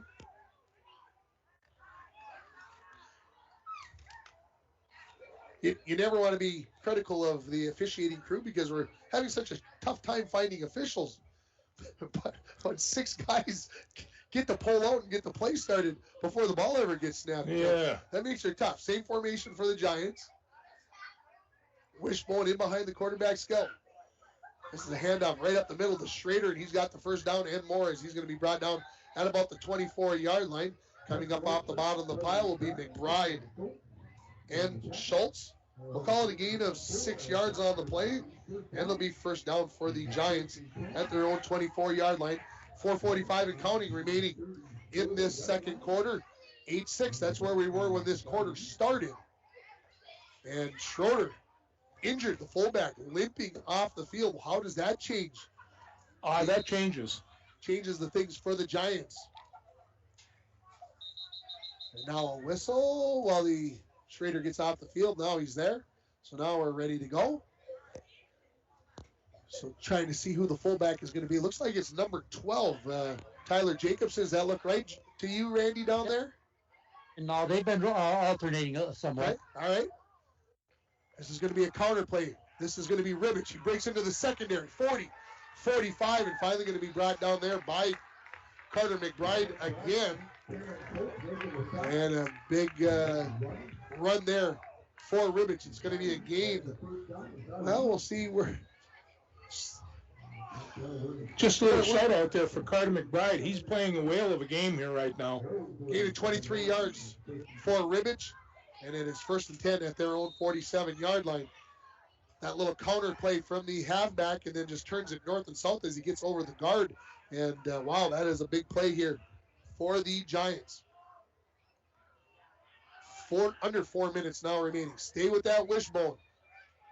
Randy Anderson said stay with it. They are. The old Mesabi East guy. This is the second man through. Levander off to the races. 40, 35, 30. Joslin's got the angle on him, and he pushes him out about the 20-yard line. We'll see where the official marks him. They are going to put him right at the 20-yard line. That is going to be a gain of 33 yards for Levander, and it's 1st and 10 at the Bronco 20-yard line. And George, this is your favorite term, chunk yardage now for the Giants. Big chunks. So 1st and 10 at the Bronco. Speed. As the coach says, speed kills. Speed kills. You better believe it does. And again, the Broncos have to get that read down because the outside linebacker is vacating right where the ball is going. Wishbone again here. Handoff to Levander off the right-hand side. He's going to be tripped up by number 5. That is Dremel, who gets the tackle after a gain of about 3 yards. They will call it 2nd and 7 here for the Giants. Looking to add to their lead here, under 3.5 minutes remaining. Levander going to head to the sidelines, and coming on for him is going to be Ethan Murray. And now we're going to get a timeout. This timeout was brought to you by Service Master of International Falls. For a home that is professionally cleaned all year round, call Service Master at 283-4475. Todd and Gretchen, they'll take very good care of you. 3:15 remaining in the second quarter. Mesabi East 8, International Falls 6. You're listening to Bronco Football on K104 and RJBroadcasting.com, and you're watching it on YourLiveEvent.com. It's the Chevy Open Road Sales event right now at Ekman GM of International Falls. Check this out. The new 2021 Chevrolet Silverado 1500 Crew Cab, Standard Box 4-Wheel Drive LT Boss, MSRP $57,500, sale price $54,000. Or this 2021 Chevy Silverado 1500 Crew Cab, Short Box 4-Wheel Drive LT Trail Boss, MSRP $54,705, sale price $51,205. Chevrolet, find new roads. Find out more at EkmanGM.com. Back at Sports Stadium here as we're getting ready to come out of the timeout. 3:15 remaining in the second quarter. Mesabi East leads it by a score of 8-6. Coach's Corner tomorrow morning. We'll have Rainy River baseball. You might be saying, why baseball? Well, they've got some things they'd like to talk about. We'll also be talking to the Bronco girls cross-country team. So that starts at about 9:03, live from Hardee's, K104, RJBroadcasting.com. Here comes the wishbone again for the Giants on 2nd and 7. Little early jump there by the guard, and this time they are going to catch it. And it'll be a 5-yard penalty on the Giants, so bringing up 2nd and 12 from the 22-yard line. Well, provided they take 5 steps. We'll see what happens. So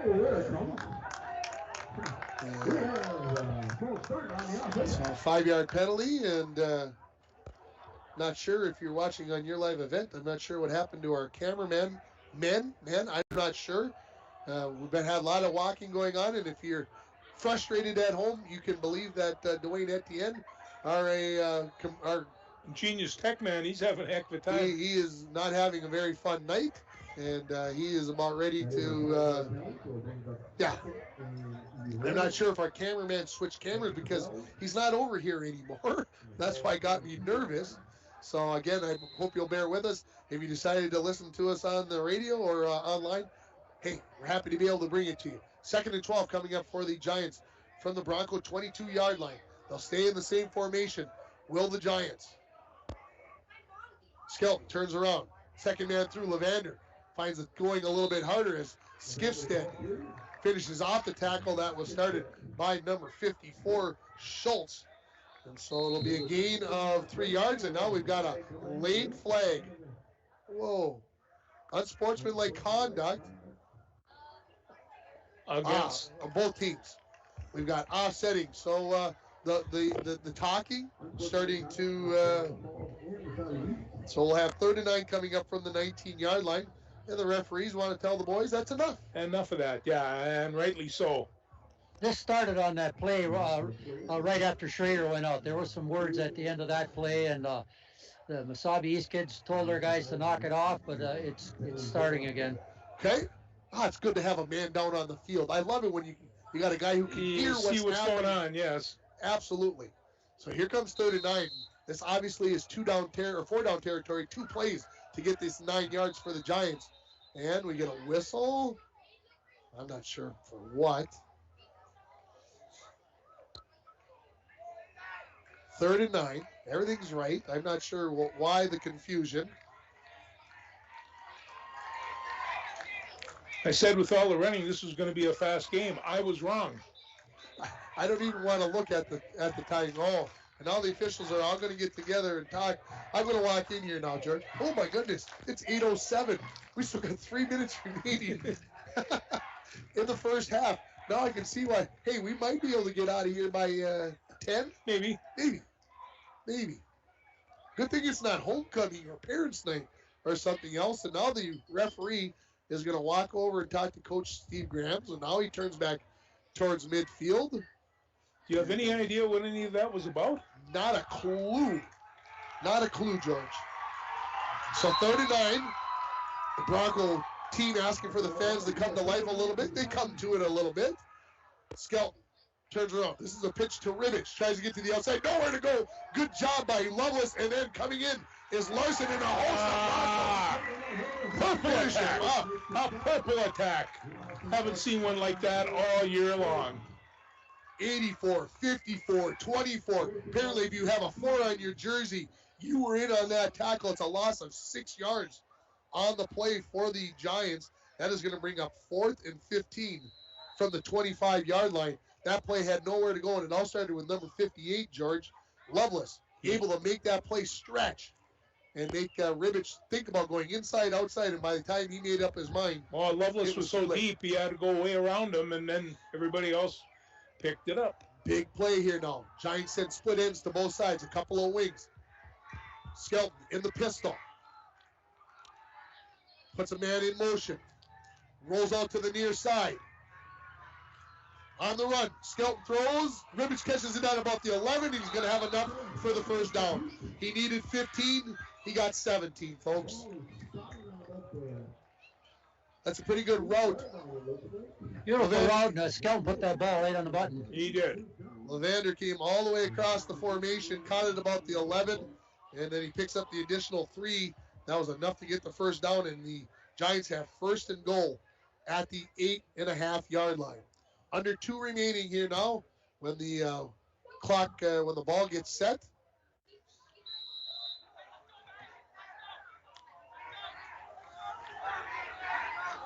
All right, the umpire is happy where the ball is at. Stay in the wishbone, do the Giants. Split into the far side of the field. Ball on the near hash. Skelton turns around, hands it out to Levander. He turns north and south, breaks 2-3 tackles, and he's into the end zone for the touchdown, I believe. Well, he's in, but the whistle blew when he was on the 4. And I'm not sure, folks, what. Yeah, I heard the whistle, like, right as the play began. And we're going to see the FAR official is going to walk all the way in. All 4 officials are now gathered at about the 1-yard line discussing things. I don't know if we're going to get an inadvertent whistle call here, but Levander was easily into the end zone, and the lead should be 14-6 for the Giants. But I don't think that's going to be the call here, folks, when all is said and done. I see Logan Schroeder's back in the game as well. Yeah, it's a good vision there. They are going to put the ball down right on the 5-yard line. So they are going to have the inadvertent whistle, which is the call. So they are going to bring up 2nd and 5 for the Giants from the Bronco 5-yard line. And Coach Grahams is like, how could you guys do this to me? Save the touchdown. Yeah, that's one way to stop a touchdown here. But again, the official saw something. He blows his whistle. They got to say that the Broncos, okay, they heard the whistle, so they stopped, which is what you're supposed to do, right? So this has got to be the call. I don't blame Steve Grahams for being disappointed, upset, mad, whatever. But at the same time, He's also got to understand that when the whistle's blown, that's the way things are going to work out. Giants leading 8-6 here, looking to add on to that lead. The Broncos are going to need to come up with a big stop here if they're going to keep this a 2-point ball game. Now the far line judge, remember, only 4 officials here. He's going to walk all the way back in. He's going to talk with what him and Coach Steve Graham's talked about, and they're going to compromise here. Now they're going to put the ball on the 4-yard line. So a gain of 4 officially. 2nd and goal from the 4-yard line now. Would be surprised to see if the Giants didn't stay with the wishbone. They do. This seems to be Cooper Levander territory to me. He's going to get the handoff behind 2 lead blockers. This time he's into the end zone for the touchdown, and the Giants lead it by a score of 14-6. I would have been shocked if that ball would have gone to anybody else but Cooper Levander. No, that wasn't going to happen. So 1:16 remaining here in the lead, 14-6. I see no reason to think that they wouldn't go right back to the same play because the Broncos have not been able to stop this play. No, they have not. You get in the wishbone, you give the ball to the left halfback. The fullback goes through the A gap or B gap, someplace in there. The other halfback goes through the next gap over, and he just runs in behind it. So they're going to go to the pistol look here. Split end to the near side.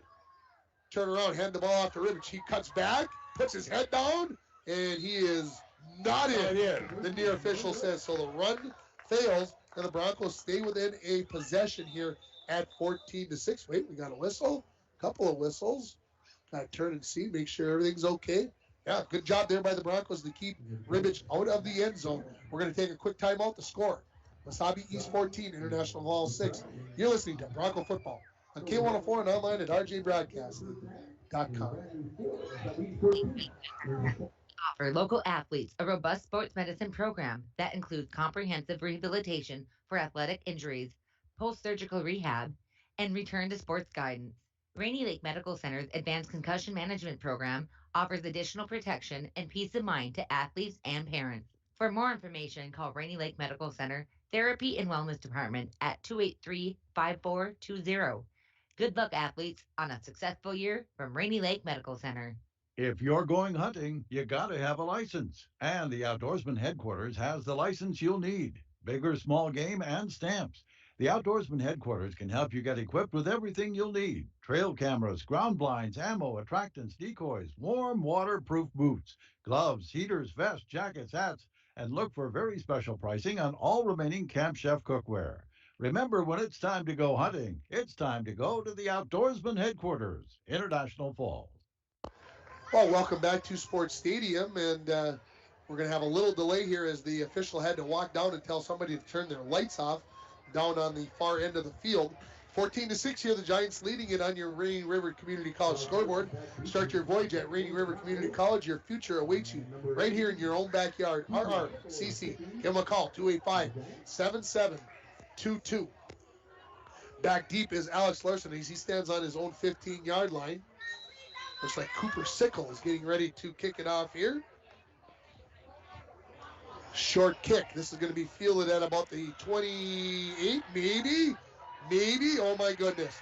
I think the Giants just recovered this, folks. That ball took a screwball right on the sideline, and they are going to say it is Mesabi East football.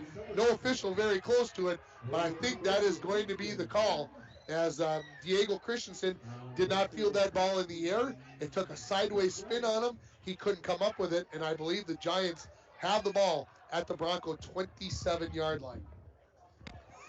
Oh my. Well, football's a game of breaks, and right now the Broncos aren't getting any, and that was not a break. Some coaches or some people might say you got to make your own breaks, and that's just bad job by the Broncos there, as Mesabi East going to come up with the turnover, and they'll start 1st and 10 at the Bronco 27-yard line. They're in the pistol. The pitch. This is to Murray. He tries to go north and south. He's going to get to about the 25-yard line, where he's going to be brought down by Cameron Schultz, number 54. He has been in on a lot of tackles here tonight, fans, and it's going to bring up 2nd and 8 for the Giants from the 25-yard line. Under a minute and counting remaining. The Giants have just one timeout remaining according to the scoreboard, which I think is correct. They'll come up with the wishbone, split into the near side of the field. Giants don't seem to be in any big rush here to get going. This is going to be a handoff to Ribbich. He turns north and south, gets across the 20 to about the 18-yard line. We'll call it a gain of 7 for Ribbich. It's going to be 3rd and 1 from the Bronco 18-yard line. 25 and counting. One timeout remaining. The Giants, if they want to add, nope, they're going to take that timeout. Finally taking that timeout. I don't want to sound like I'm cheering for the Giants, but I just want to see them, do things right. This timeout is brought to you by Service Master of International Falls. For a home that is professionally cleaned all year round, call Service Master at 283-4475. Stay tuned for the Green Larson Mortuary halftime report. We'll get you caught up on some scores. We'll get you caught up on some stats. We'll get you caught up on the scoring in the first half of this game between two Section 7-2A opponents. And, of course, can I call them old IRC rivals? Yeah, they certainly are. Can I? Because Mesabi East was never in the IRC No, but football. Aurora was. Yeah, Aurora was. Yeah, Aurora Hoyt Lakes. And I suppose it could be argued that way. But this is kind of the game we expected, right, George? Yeah, it is. Smash mouth type. Smash mouth from the Giants and some throwing by the Broncos with a mix of run going in there. Now, Randy, I'm going to ask you a really tough question. Yes. I step outside every once in a while. I feel like I'm getting a raindrop every once in a while. Have you felt any raindrops down there? No, I haven't. No? Okay. Maybe somebody's just spitting on me from above. I'm not sure. There's an eagle flying by there, too. Maybe it's a big bird, yeah. So, all right, here we come out of the timeout. 21 seconds remaining in the second quarter. Giants lead at 14-6. 3rd and 1 from the Bronco 18-yard line. As we come out of the timeout here. Well, the Giants had to take a timeout because the officials are slow at spotting the ball. Yeah, it's affecting the ball game. There's no doubt about that. Yes, it is. And I know I'm going to say this. I think they're doing the best they can.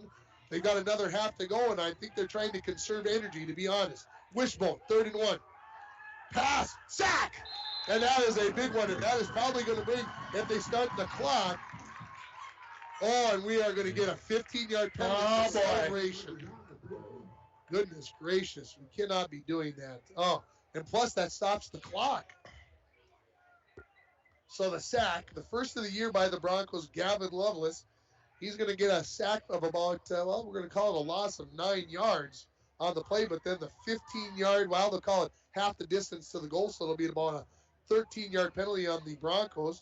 And with that, it'll be 1st and 10, I believe, from about the 14. Offsetting penalties again. Oh boy. Thank you, Randy. So, I didn't see the other call. All I saw was the illegal procedure. So the sack is going to bring it up 4th and about 9 from the 27-yard line.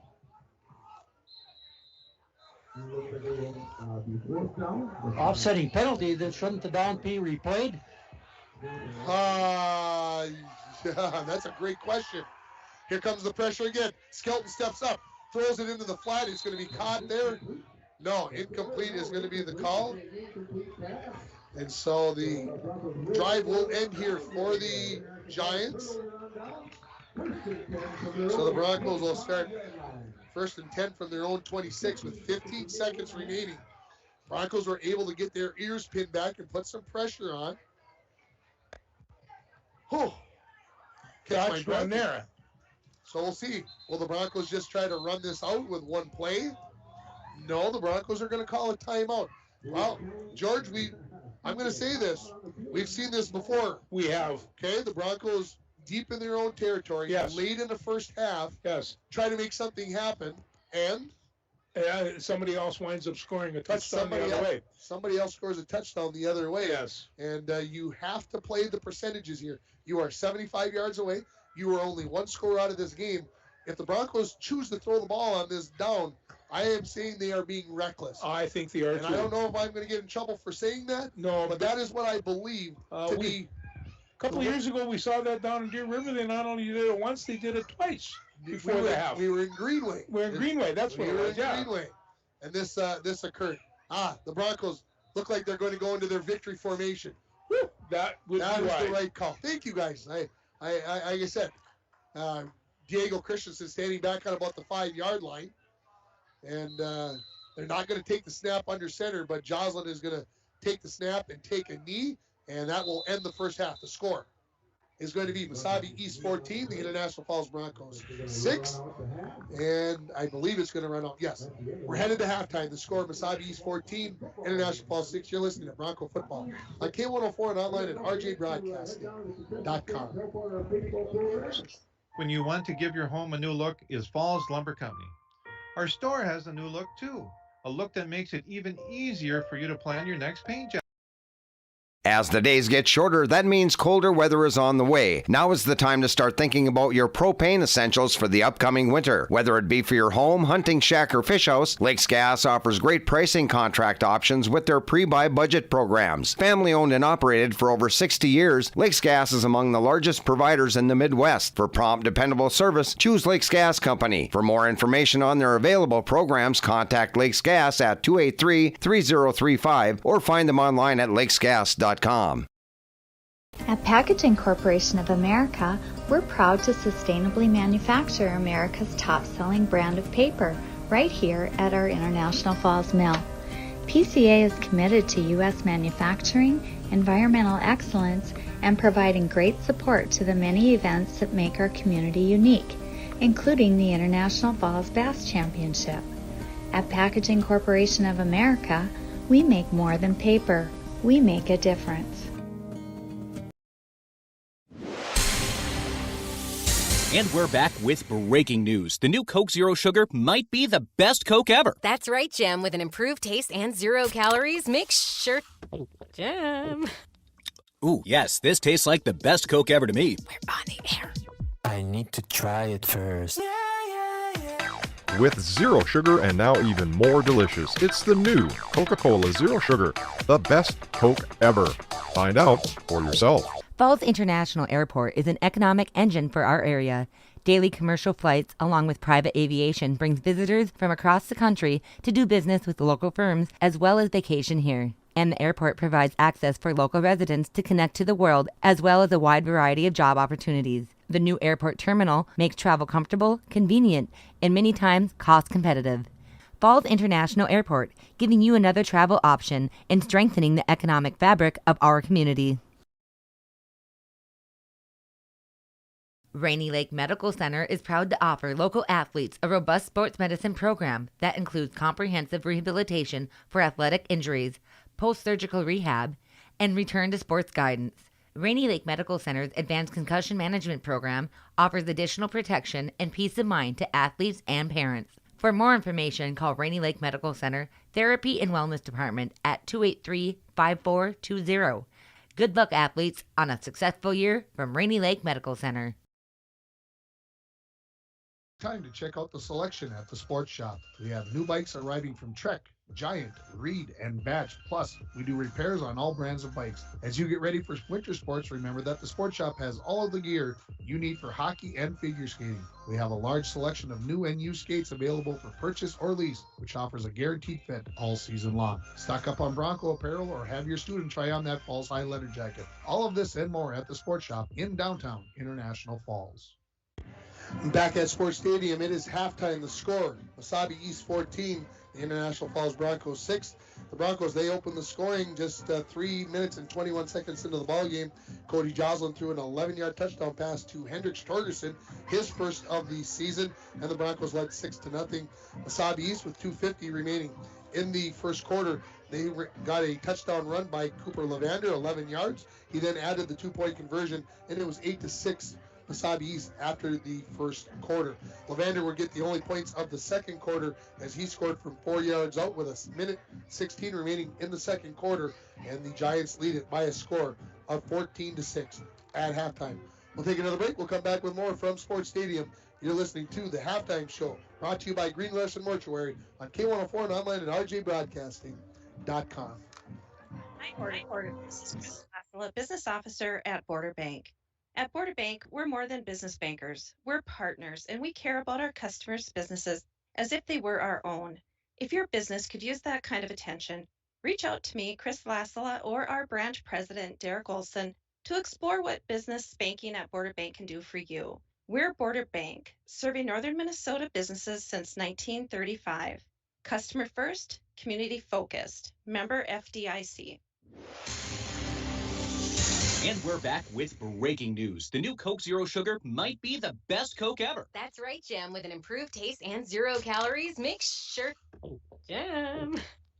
Ooh, yes, this tastes like the best Coke ever to me. We're on the air. I need to try it first. With zero sugar and now even more delicious, it's the new Coca-Cola Zero Sugar, the best Coke ever. Find out for yourself. Falls International Airport is an economic engine for our area.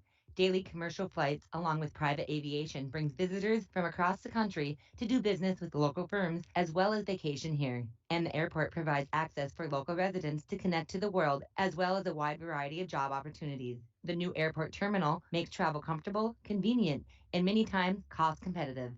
Falls International Airport, giving you another travel option and strengthening the economic fabric of our community. Back at Sports Stadium here, it is halftime, 14-6. Mesabi's Giants leading the International Falls Broncos. Some other scores that we have from around the area, not many of them out there on Twitter for me tonight.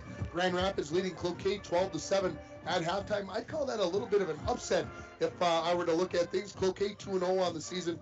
Grand Rapids is 1-1.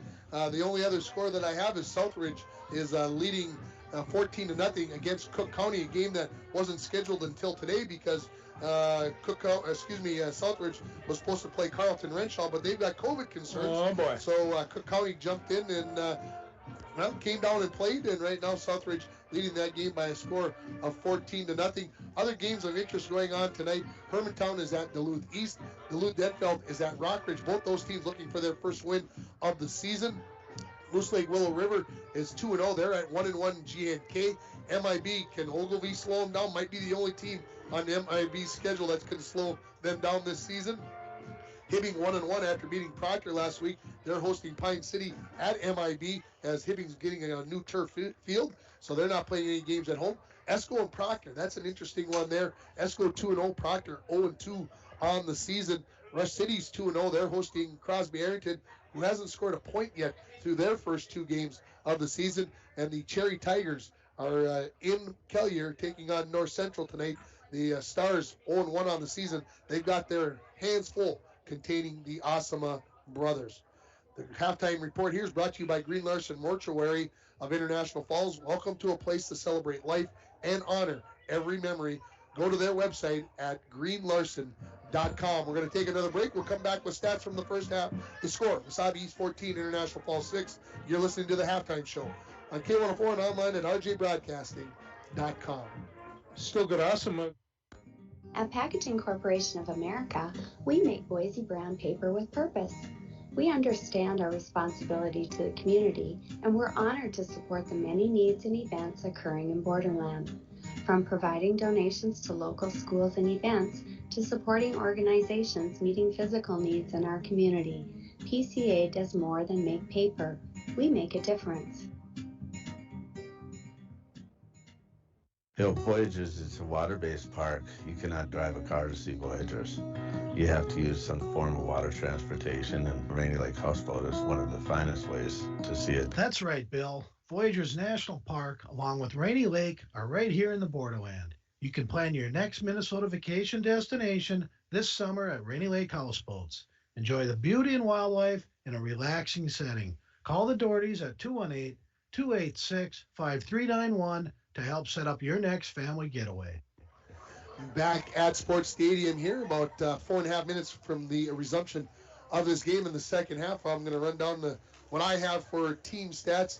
For the Broncos, they've got 11 carries for 41 yards. Not too bad. 3.6 yards per carry here or so for the Broncos. 3.7 for passing. Cody Joslin, I've got 9 for 17 for 84 yards. So the Broncos in 28 plays have 125 yards of offense. Looking at the Giants, they've got 25 carries for 96 yards. They're 2 for 6 passing for Evan Skelton. That's for 49 yards. So combined together, they've got 31 plays compared to 28 for the Broncos, and they've got 145 compared to 125 for the Broncos. So very even yardage-wise, very even play-wise, and the Broncos not pretty even on the scoreboard, just one score, but that all important 2-point conversion, George. Well, and they still have to find a way to contain Mr. Levander, because he's popping, and Mr. Rivich, he's ready to go as well. So there's a lot of football. The Broncos were very fortunate after not coming up with that kickoff coverage on that ball. They keep them out of the end zone. Keep them out of the end zone. They did a good job there, and of course the sack by Gavin Lovelace had a lot to do with that. And that was a great sack. That was the best sack he's had all year, and he's going to have that kind of continual work out there. And the same way with Mr. Skitstead, they are really anchoring the defensive line as well as it can be anchored. And then there's some other people. Mr. McBride is just kind of sticking it in there all over the place. So and Max Grimmel, he's very big, but he's in there just firing off the ball, screwing things up for the offensive line. Make it annoying. And I do want to go back to what Randy said. Randy said, "How can you get offsetting penalties and the play is done?" And it was an illegal procedure. Did you ever get it figured out, Randy? No, I didn't. The only thing I could was if they were offsetting dead ball penalties, but then you said one was a legal procedure. Well, he gave this signal, which is illegal procedure. Yeah. So it's tough to tell here. Both teams are back out on the field. We got about 2 minutes before kickoff. We're going to take that in commercials here, and we'll come back with the second half. You've been listening to the Green Larson Mortuary Halftime Report on K104 and online at rjbroadcasting.com. If you're going hunting, you got to have a license. And the Outdoorsman Headquarters has the license you'll need. Big or small game and stamps. The Outdoorsman Headquarters can help you get equipped with everything you'll need. Trail cameras, ground blinds, ammo, attractants, decoys, warm, waterproof boots, gloves, heaters, vests, jackets, hats, and look for very special pricing on all remaining Camp Chef cookware. Remember, when it's time to go hunting, it's time to go to the Outdoorsman Headquarters, International Falls. It's fall adventure time, Borderland. Hi, this is Derek Olson. Border Bank wants to help you get out this fall season and enjoy all the area has to offer. Visit with us about a loan for a new side-by-side, camper, boat, or truck, or anything you need to get out and go exploring, trail riding, fishing, or hunting. Rates are still low, and the timing is right. Border Bank, helping people enjoy the great outdoors since 1935. Member FDIC. This is a message for professional painters from Benjamin Moore and Falls Lumber Company. Thank you for listening to your customers, for paying attention to every detail and knowing what they want, even when it's a little confusing. Like when a customer says they want their living room walls to be shiny, but not too shiny, just shiny enough where you can see just a little bit of shine. You make it happen. And for that, Benjamin Moore and Falls Lumber Company thanks you. Benjamin Moore, now available at Falls Lumber Company. Falls International Airport is an economic engine for our area. Daily commercial flights, along with private aviation, brings visitors from across the country to do business with local firms as well as vacation here. And the airport provides access for local residents to connect to the world as well as a wide variety of job opportunities. The new airport terminal makes travel comfortable, convenient, and many times cost competitive. Falls International Airport, giving you another travel option and strengthening the economic fabric of our community. Welcome back to Sports Stadium. As we come back, it looks like the Mesabi East Giants will be kicking off right to left in this second half to get things started. As the official waiting on the 40-yard line, both teams just getting the horn from the clock. They were gathered up and getting themselves their final thoughts before the second half. What's the key here in the second half, George? Well, I mean, it's just going to be more of the same. What Mesabi East wants to do is grind, and what the Falls want to do is, throw up some of those passes. They've had a couple of good receptions, and they still haven't. Alex Larson, they've picked up a play and got an interference on him, but he's still good. He still has to make some big plays, and I think he's capable of doing that.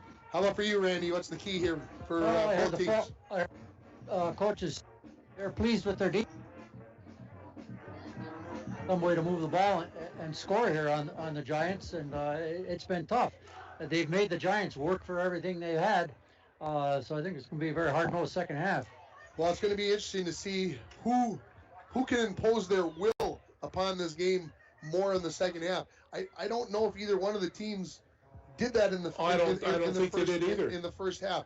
I think they both did a little bit of what they wanted to do, not probably to the level that they wanted to do it. So I'm sure the coaches went in and I think probably told them, stay the course, do what we've done. Let's go out and see if we can make it happen in the second half. The Giants obviously have to be a little happier because they're up 14-6 on your Rainy River Community College scoreboard. Start your voyage at RRCC. Your future awaits you right here in your own backyard. Give them a call at 285-7722. Getting ready to kick this off is going to be Cooper Sickle. And back deep is going to be number 84, Alex Larson for the Broncos as we get the second half underway. Kick is a short one, right back at number 24 here. Diego's not going to wait. Takes it at the 23, turns over the sub, breaks a tackle, 35, 40. Breaks another tackle, and he's out to about the 42-yard line. So a good return by Diego Christensen as he picks up 19 yards after a 37-yard kick. And the Broncos will have 1st and 10 at their own 42-yard line to get things started here in the second half. That's the most juking I think I've seen Diego Christensen do ever. Oh, he's got quick feet. He's just got to have a little room to duke, that's all. Hey, Larson's the split end on the right-hand side of the formation. He's running a deep route. They throw it to him down the near side. He cuts in front of it and broken up there by Levander, who was playing free safety. They couldn't get Levander to the other side of the field quickly enough to cover Larson, so there's an adjustment right off the top. Incomplete is the pass. And it's going to bring up 2nd and 10 for the Broncos. Hey, I like the adjustment, guys. You put your best receiver on the opposite side of the formation, and you almost shock the Giants and get something done there, and they made the adjustment. So 2 receivers to the near side, Larson back on the left-hand side. This is a handoff. No, this is Joslin right up the middle, and that is going to be Suler, the big defensive tackle that is going to tackle him down there, essentially for no gain. We'll see where they put the ball down. It's always a guesstimate. 3rd and 10 as there is no gain on the play. Just underway in the second half. If you went away, 14-6 the score remains. 3rd and 10 for the Broncos from their own 42-yard line. Snap, drop back Joslin. Looks over down the middle of the field and overthrows Larson by about 2 steps as he was double covered there by Levander and Murray. And that will force a 3-0 for the Broncos here as it'll be a punting situation. That means Bennett Smith will drop back to punt. Back deep is going to be Murray, and that is Cooper Levander. Clock stop with 11:14 remaining in the 3rd quarter. Again, 14-6, Mesabi East leads it. Cameron Schultz to snap it. It's a good one. Punt is away. Good driving punt. Back to about the 28-yard line. Picked up there and missing a tackle there with the Broncos. And then that is going to be Max Dremel. That's going to come up with the tackle. The punt there is going to be a punt of 30 yards. And there's going to be a return of a dozen. And Mesabi East will start 1st and 10 at their own 40-yard line. Bronco defense, as I look out there, coming across the front. Looks like we'll have the same ends in Carlson and Lovelace. The tackles will be Lynch and Skifstead, and the nose guard, who I could not see behind Skifstead. That's Max Dremel. Linebackers, you got Smith, Schultz, and Christensen. Your secondary of Larson and McBride at the corners. Your free safety is Cody Joslin. The wishbone. Up the middle to the fullback, and he just keeps grinding, does Schrader. And he's going to come up with a gain of nearly 70 yards. And it is going to be 2nd and 3 for the Giants. And that's a play where you just say, hey, we're going to keep you honest. That's exactly what that is. Honest play. You can't forget about the fullback, Bronco defense. That's what that's telling me. And so here come the Giants. Split into the near side of the field. Wishbone behind the quarterback, Skelton. Turn around, hand this off to Levander. He's got the 1st down and more. He is going to be brought down by Bennett Smith after a gain of probably 10-plus yards. Gain of about 7 or 8. That is enough for a first down. They put the ball down at the 42-yard line. It's a gain of 11 yards. And a first down for the Giants at the Bronco 42-yard line. It looks like the Giants have come out.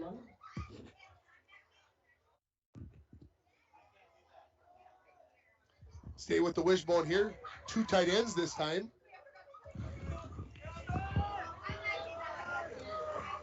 Handoff. This is going to be to Ribbich. He turns back up the middle. He's into the secondary level. It's another big gain. This is going to be of about 9 yards on the play for Ribbich.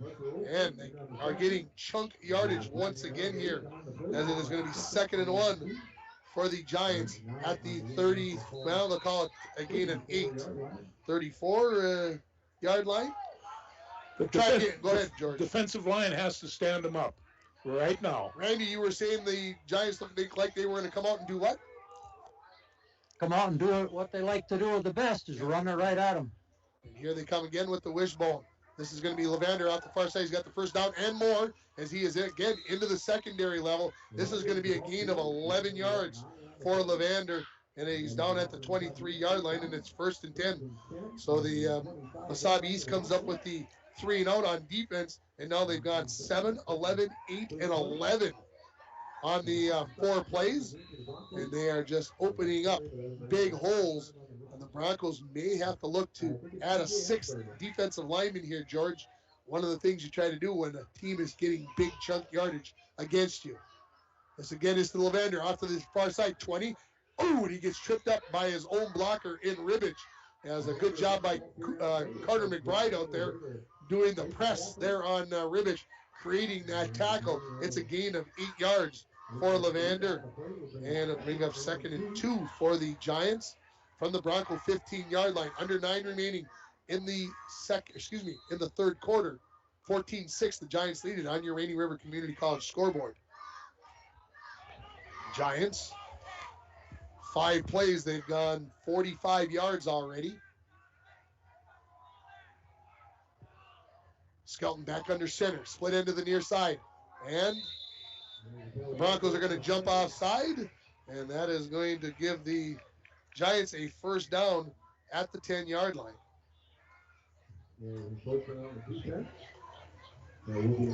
So it'll be 1st and goal from the 10-yard line. And the Giants now threatening to take a 2-score lead here. Broncos are going to have to come up with a defensive stop here. I do not know why the Giants would change anything right here, right, George? No, they're going to just lead this fullback and block for Mr. Levander. He's number 7 going off the right-hand side. You would think that that's what we're going to see here because it's been working. Yes. And it's a Skelton.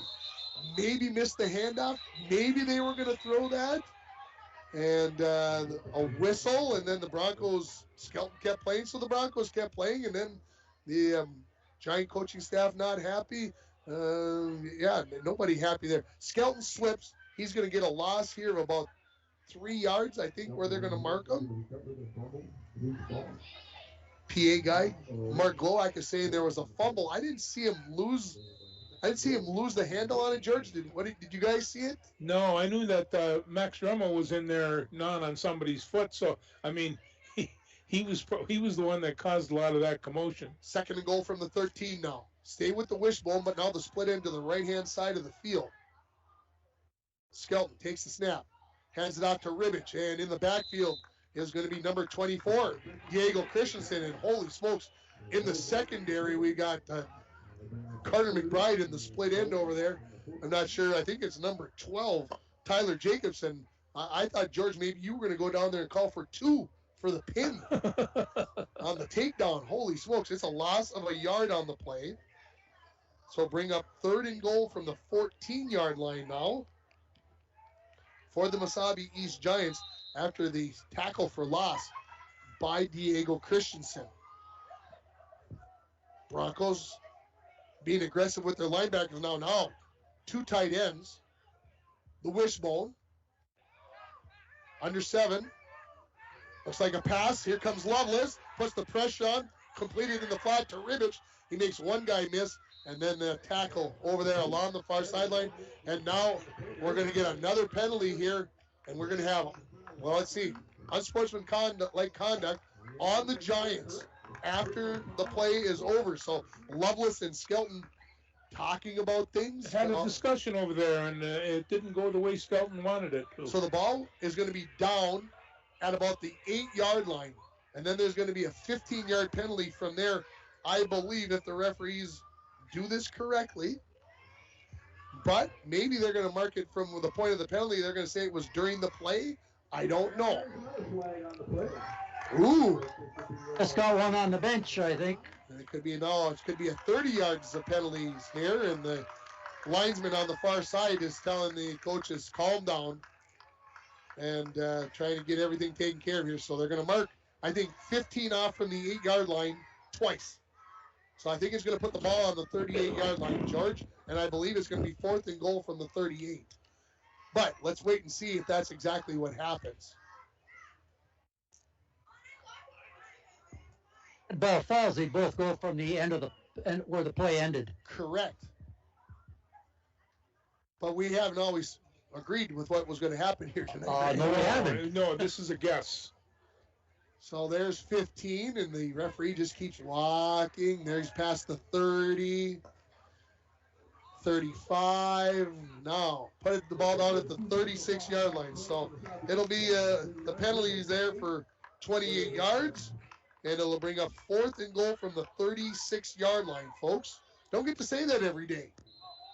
My concern, the second half, if the two teams could keep their composure, and so far they haven't. At least the Giants haven't. Well, like I said, there's been a lot of talking. This is a rivalry that is beginning to boil between these two teams. They didn't play for many years. The Broncos all-time are 11-2, but it's the Giants who have won the last 2 games in this series. So, yeah, the players have to control their temperaments here.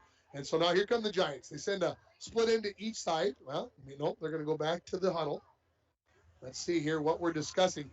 I think the ball should be on the 38, not the 36. That is possibly what they could be discussing. No, they agree. It should be 4th down, and it should. That is 3rd down, folks. So, well, I don't know how that could be, but it was a dead ball foul twice. Should be 4th down. They put the man in motion. This is going to be Ribbits trying to get to the near side. He has to come back. Breaks a tackle, and he's going to be brought down by Loveless after a gain. And now we're going to get flag. We got 2 flags down, and I don't know what this is for, but we'll see. Could be offsetting. This one's on the Broncos, the referee says. He needs to get together with his other official who threw a flag as well. This is going to be a gain of about 4 yards for Ribbich. And then it's going to be, it looks like a 15-yard penalty on the Broncos. It's getting very interesting. It is getting very interesting, Randy. Well said. Personal foul on the Broncos. Not sure if we're going to be able to hear which number. Maybe we can find out. And I believe that's an automatic 1st down in this case, which is really unfortunate because the Broncos had them. Oh, boy. So they put the ball on the 21-yard line, which is about it's a 15-yard penalty from the original spot. But I think it's going to reset the downs here. 1st and 10. You need to get the chain crew back up I believe there. it's 1st and goal. Well, it can't be 1st because and goal. that penalty before the 215s was inside the 10. Yeah, but it still would have been 3rd down, which is it's got to be 1st and 10 because the chain man. Well, because of the automatic 1st down on the personal foul on the defense. That's right. So they didn't give him the 4 yards rushing that he gained to where he was tackled. They just gave him the 15-yard penalty. So 1st and 10 for the Giants from the 21-yard line, folks. Wishbone split into the near side. Dropping back to pass. No, this is the fullback right up the middle, Schrader. I apologize. Skelton's done a good job of keeping me honest. Cameron Souls picked up another tackle there. We'll give him a gain of 5 yards, it looks like. And we'll call it 2nd and 5 coming up here for the Giants as they are at the Broncos 16-yard line.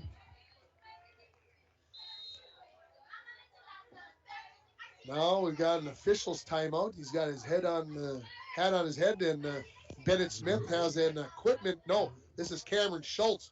He's going to have to come out of the ballgame. He's got a broken strap on his helmet. So coming back into the game is going to be Bennett Smith, who will play that middle linebacker position.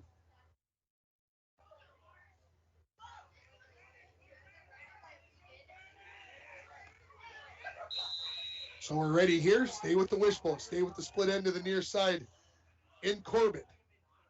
Skelton turns around, hands it off to Levander. He is cut down at about the 10-yard line by Bennett Smith. We'll call it a gain of about 4.5. Real close to a first down. Levander's he's coming out of the game. So call it a gain of 4 yards. 3rd and 1 for the Giants at the Bronco. Well, man, that's enough for a first down where they put the ball down. Oh my gosh. I mean, if the ball is put down where it was put down, it's a first down. All right, folks. 1st and 10 from the 11-yard line. Wishbone, split into the near side. Levander is out of the game on this play. Give it off to Schrader as he was playing the halfback, and a good job there by the Bronco defense. And it looked like there was number 5. That looked like that might have been C.J. Hasbargen, actually, 55. That was in on the tackle there. Let's give him a gain of a yard. Bring up 2nd and 9 from the Bronco 10-yard line. Parker Olson coming out of the ball game for the Broncos.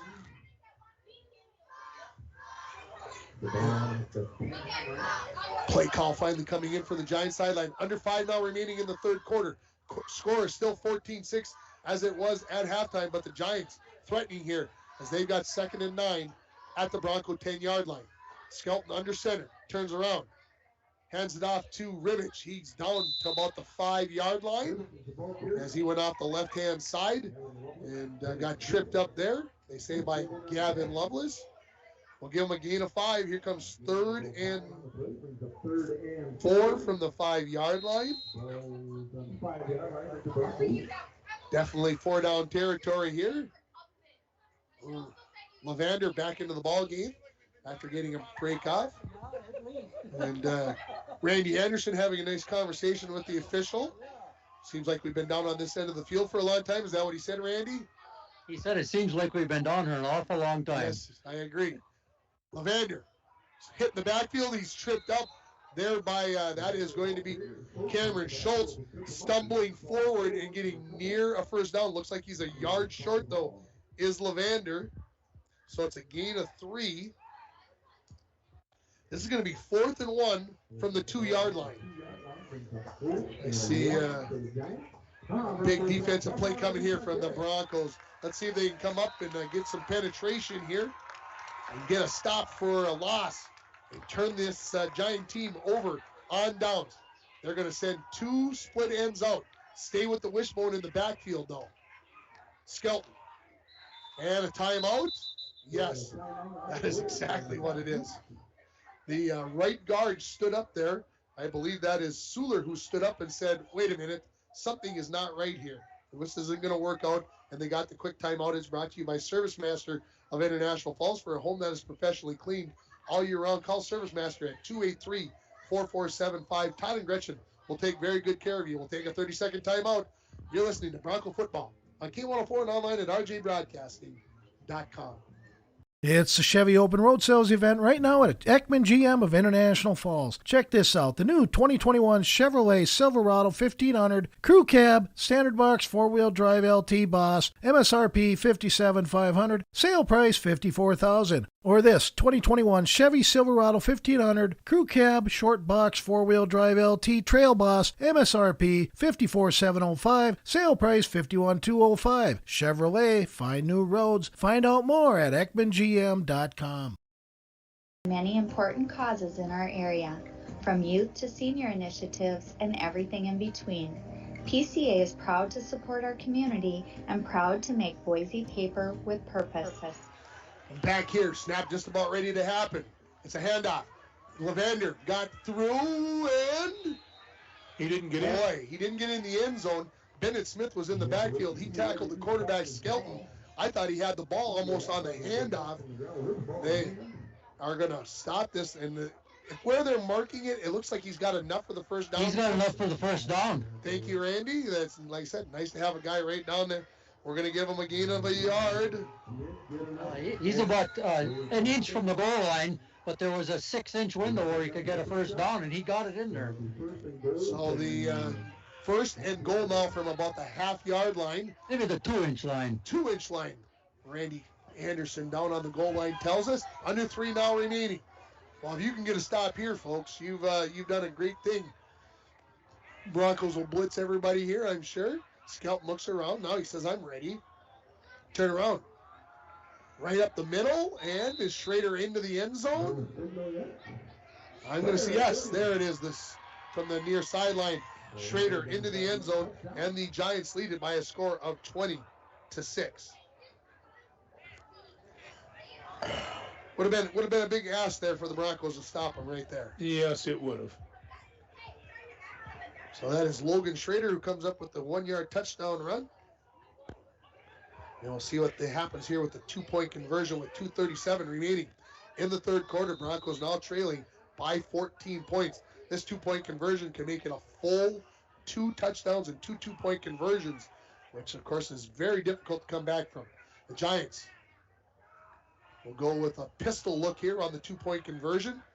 Turn around, hand it to Levander. He's going to be stood up at the goal line, and he is not going to make it. Let's take a break. The score, Mesabi East 20, International Falls 6. You're listening to Bronco Football on K104 and online at rjbroadcasting.com.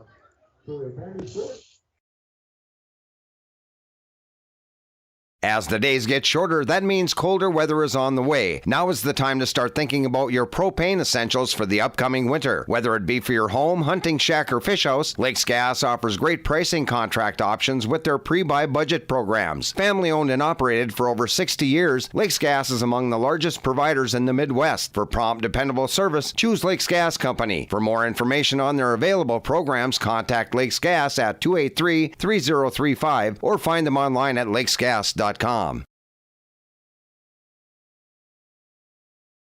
Your propane tanks filled up. Have peace of mind knowing that your tanks are full and ready to heat the house when the cold weather and the heating season gets here. Give Lakes Gas a call today to get your propane tanks filled. For all your propane needs, call Lakes Gas at 283-3035 or visit them online at lakesgas.com.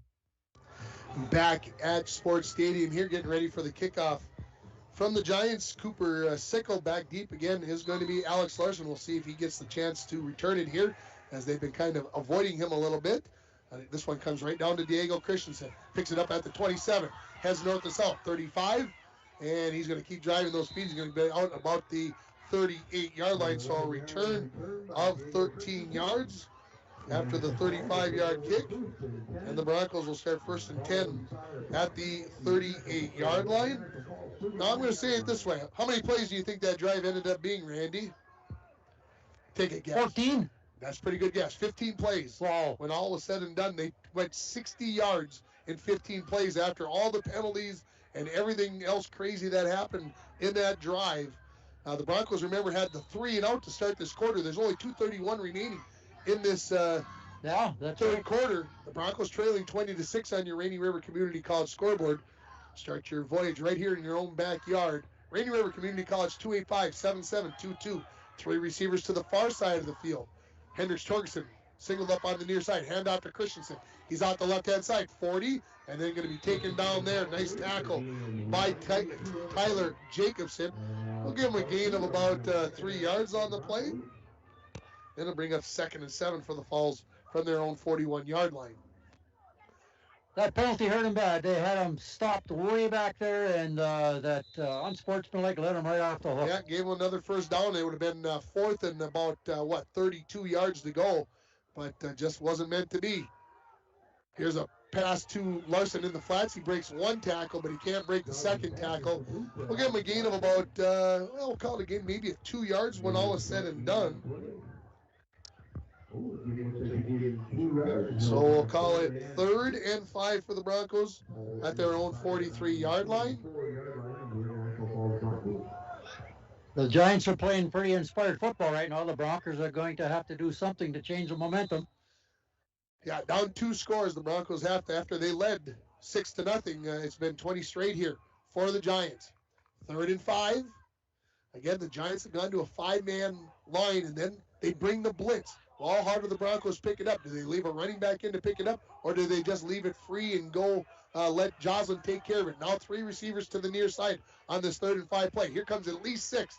Here's the slant, and it's led too much, and it is incomplete. And for the 2nd straight time, the Broncos have gone 3 and out. Please remember to pick up your garbage. So this will be a punt by Bennett Smith, I'm going to assume. Yeah, he comes off the bench. So the Broncos will look to kick this away, going back deep. You would think is going to be Levander. And it's also going to be number 80. That is Cooper Sickle that will go back deep. Now, if I'm Bennett Smith, I'm not kicking it to 7. I'm not kicking it to 7. Anywhere else but to 7. This is going to go right to number 7. He's going to pick this up. No. Took a bad hop on him. And the Broncos will down it at about the 26-yard line. So it's a punt of 31 yards. And the Giants will take over the ball at their own 26-yard line with 57 seconds remaining in this 3rd quarter. Doesn't seem to be Joslin isn't quite as accurate as he was in the Chisholm game. I'm going to agree with you, Randy. I think that's very good. He is, those slant patterns, he's just been out in front a little bit too much. Yep, just a little long all night. So, 1st and 10 now here for the Giants. As I mentioned, 57 seconds remaining in the 3rd quarter. The Giants lead it 20-6 on your Rainy River Community College scoreboard. Come up with the pistol look here. Skelton turns around. He hands it off to Levander. Pardon me, that is Ribbich. And he's going to get about 2 or 3, and then he is going to be taken down by Schultz and Christensen. Am I there now? Whoops, George, that's fine. Yeah. Just come over and tap me, George. Sorry. You were getting dressed, so I didn't want you getting all crazy. So 2nd and 8 coming up after the 2-yard gain. So see what happens here. Probably got 1 snap remaining. No, the Giants say we'll take it right there. We'll take the break here. End of the 3rd quarter. The score: Mesabi East 20, International Falls 6. You're listening to Bronco Football on K104 and online at RJ Broadcasting. No, did they take a timeout? No. The clock. Why did the clock stop? Yeah, it's not a timeout. It's the end of the 3rd quarter, folks. You're listening on K104 and online at rjbroadcasting.com. At Packaging Corporation of America, we're proud to sustainably manufacture America's top-selling brand of paper right here at our International Falls Mill.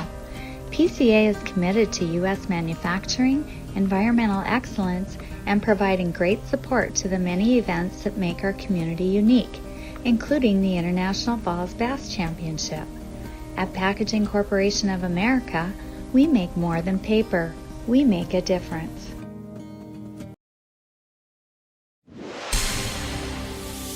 And we're back with breaking news. The new Coke Zero Sugar might be the best Coke ever. That's right, Jim. With an improved taste and 0 calories, make sure...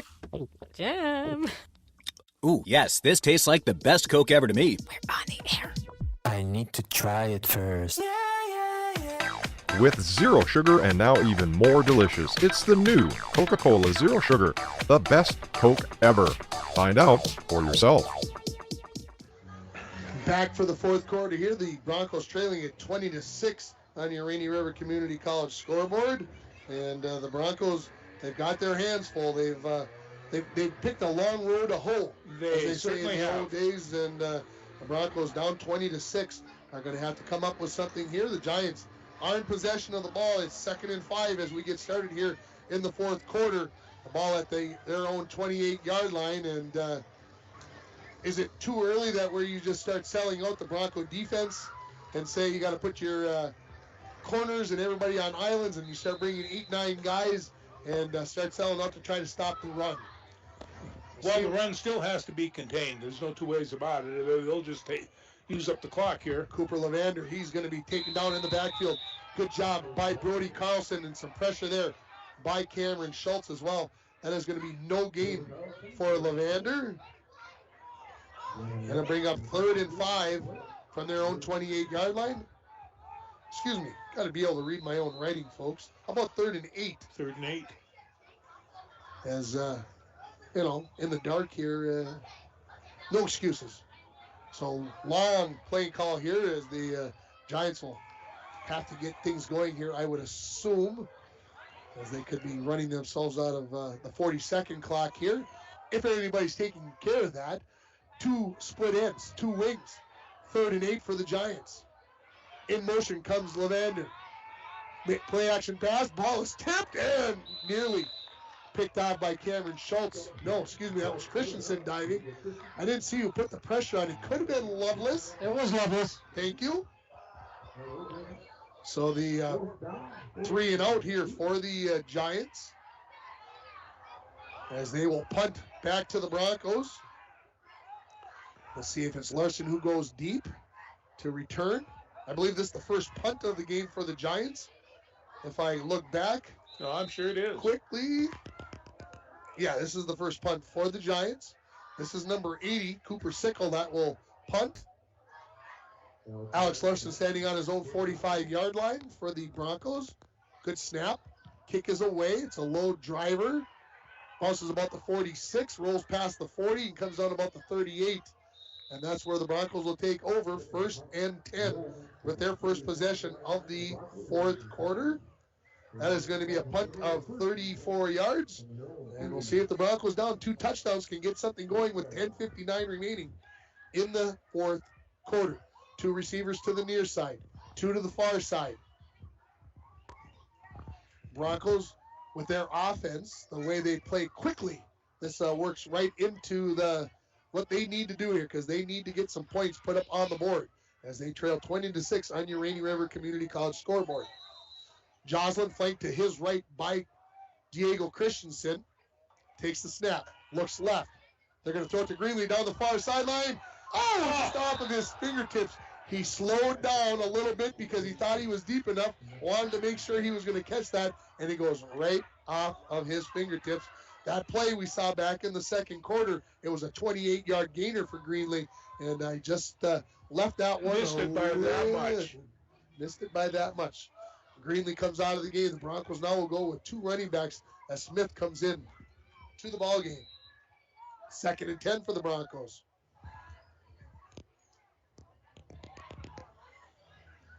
Not sure. Oh, we're waiting. I thought we were waiting for the officials, but we're just waiting for the coaching staff to go through the signals. We've got it now.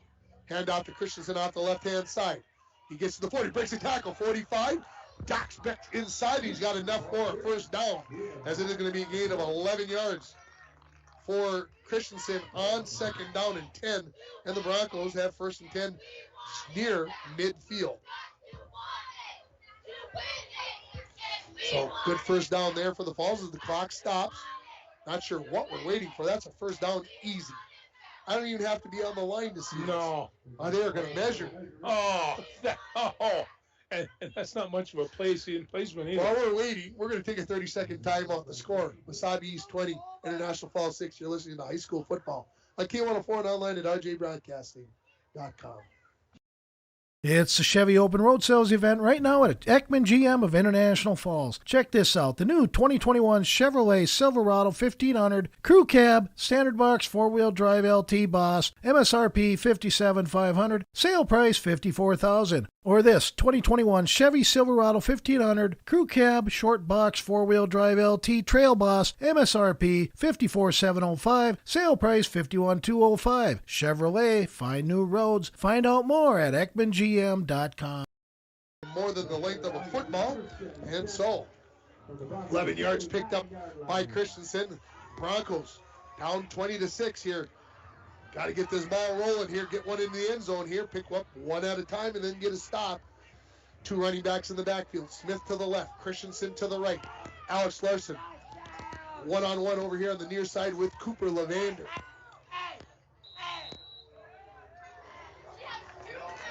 Schultz puts his left hand on the ball, getting ready to snap it here. Coach going through his signals. Everybody's got him. Joslin puts Smith in motion. Drops back to pass. Looks like it could be the screen again. It is. Christensen catches at the 49. Cross midfield. Pulled down from behind by Logan Schrader. And he's looking for the penalty flag on the horse collar, but he had that more by the middle. So yeah, the all shirt there. We'll call it 5 yards on the game, on the pass. So 2nd and 5. I like the screen. I really like that. Oh, no, it slows down that line. Under 10 now remaining in this ball game as Bennett Smith comes off. Greenlee back onto the field. Two receivers each side. Christensen to the right of Joslin in the backfield. Blitz coming. Near flat. Greenlee catches it. He's going to catch it at the 45. He's going to be tackled at the 45 as 3 white jerseys converge on Greenlee. So we'll call it a gain of 1 yard on the play. It'll bring up 3rd and 4 from the 45-yard line. Under 9.5 now remaining. Broncos definitely in 4-down territory here with 9:20 remaining.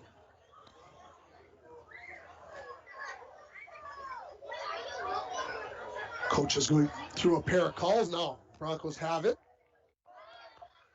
Hand off to Christensen off the left-hand side. He breaks the tackle of Logan Schrader. Gets past Suler, dives forward. He's going to be a couple of yards short as it is going to bring up a 4th and 1. 4th and, we'll call it 1.5 yards about. So about the 42-yard line. And so now the Broncos need to convert here. 8:45 and counting. This is where you want to put the quarterback under center. That's exactly what you want. Quarterback sneak. But the Broncos don't do that here because that's not what they do. And they got the 5 yards. No, they didn't get offsides. They stayed out of the neutral zone. 2 running backs in the backfield. Joslin hands it off to Christensen. He's got enough for the first down and more as he's going to be brought down about the 36-yard line there by Suler. Excuse me, that is number 65, Ethan Sickle. Not 62, 65. We'll call that a gain of 6 yards for the Broncos. Diego Christensen, first down at the 36-yard line. Now they put it at the 37. We'll call it a gain of 5. 8:15, and the clock will start with the whistle. Should start with there. It did. 2 receivers each side. Joslin fakes the flat, now throws deep. Larson is open. He catches it at the 15, and he's going to be brought down at the 10-yard line by the free safety, Cooper Sickle, and that is a gain of 26 yards, 27 yards to number 84, Alex Larson, and the Broncos will have 1st and goal at the 10-yard line. That's the pass I've been waiting for all night. Is that the one you've been waiting for? That's the one I've been waiting for right there. I'm glad they finally got it done for us, I Joe. am too. 8:04 now and counting remaining in this ball game. Broncos are going to get a timeout. Oh, timeout Broncos. This timeout is brought to you by Service Master of International Falls. For a home that is professionally cleaned all year round, call Service Master at 283-4475. 8:04 remaining in the 4th quarter. Mesabi East 20, International Falls 6. You're listening to high school football on K104, online at rjbroadcasting.com, and you're watching it on yourliveevent.com. At Packaging Corporation of America, we're proud to sustainably manufacture America's top-selling brand of paper right here at our International Falls mill. PCA is committed to U.S. manufacturing, environmental excellence, and providing great support to the many events that make our community unique, including the International Falls Bass Championship. At Packaging Corporation of America, we make more than paper. We make a difference. Lions timeout. That makes more sense, folks. It did make sense to me when they said that the Broncos had taken the timeout. 3 receivers to the right, 1 to the left in Larson. Christensen to the right of Joslin. The snap. Joslin looking at Larson all the way, throws a slide. He catches it about the 3, and he's brought down at the 3. Levander with great coverage. They're going to say a gain of 6. Actually, as he's brought down at the 4. Second and goal at the 4-yard line. 2 receivers will come to each side. No, they're going to bring 3 to this side. Will they put Hendricks Torgerson on the far side? Will they throw the slant to him? That's how the Broncos scored their first touchdown, their lone touchdown of this ball game. Josh back. Slant. Throw. Oh, that's interference. And is the flag going to come? It's not. It is not going to come. Oh, my Lord. Third and goal from the 4-yard line. The referee had his hand on his belt looking for the flag, but it's like, I can't find it, so I won't throw it. Yeah, that was a head tackle. That was pretty aggressive there by Evan Skelton, excuse me. He was there way early, folks. That I don't have to say, being a Bronco fan or a Giant fan. He was there early. That is unfortunate for the Broncos, so they should be first and goal at the 2-yard line. But it is third and goal from the 4-yard line now. Larson, the lone receiver on the near side. Hand out to Bennett Smith. He goes off the right-hand side, gets through a crease, and he's going to be brought down short. He's at the 2-yard line.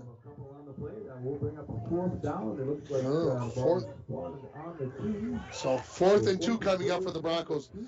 You might remember the first home game for the Broncos against Chisholm. They turned the ball over on fumbles twice inside the 10-yard line. You've got to score when you get the ball inside of the 10-yard line. This is a huge play. The Broncos need to get 6 right here as the clock goes under 7 minutes remaining. 20-6, the Broncos trailing it on your Rainy River Community College scoreboard. The play call is in. 2 running backs in the backfield. Joslin barks out the signals, puts Bennett in motion to the far side. Josh back, looks, he's pressured. Now decides he's going to run, and he is going to be sacked for a loss as he could not let that ball go as nobody was open, and the Broncos do turn it over on downs as it'll be 1st and 10 for the Giants from their own 4-yard line. Well, you're not going to get a better opportunity than that, and that was a badly missed one. Yeah, if you can hear the disappointment in our voice, that is one that the Broncos just could not afford to give up there, folks. And so 1st and 10 for the Giants, and they will go into clock-using mode as the clock won't start until they snap it here. But then after that, you can expect that they're going to take up all 40 seconds when they get an opportunity to do so. They put 2 split ends out. The wishbone in the backfield behind Skelton, who's under center. This is going to be a pitch to the near side. Levander breaks north and south 10.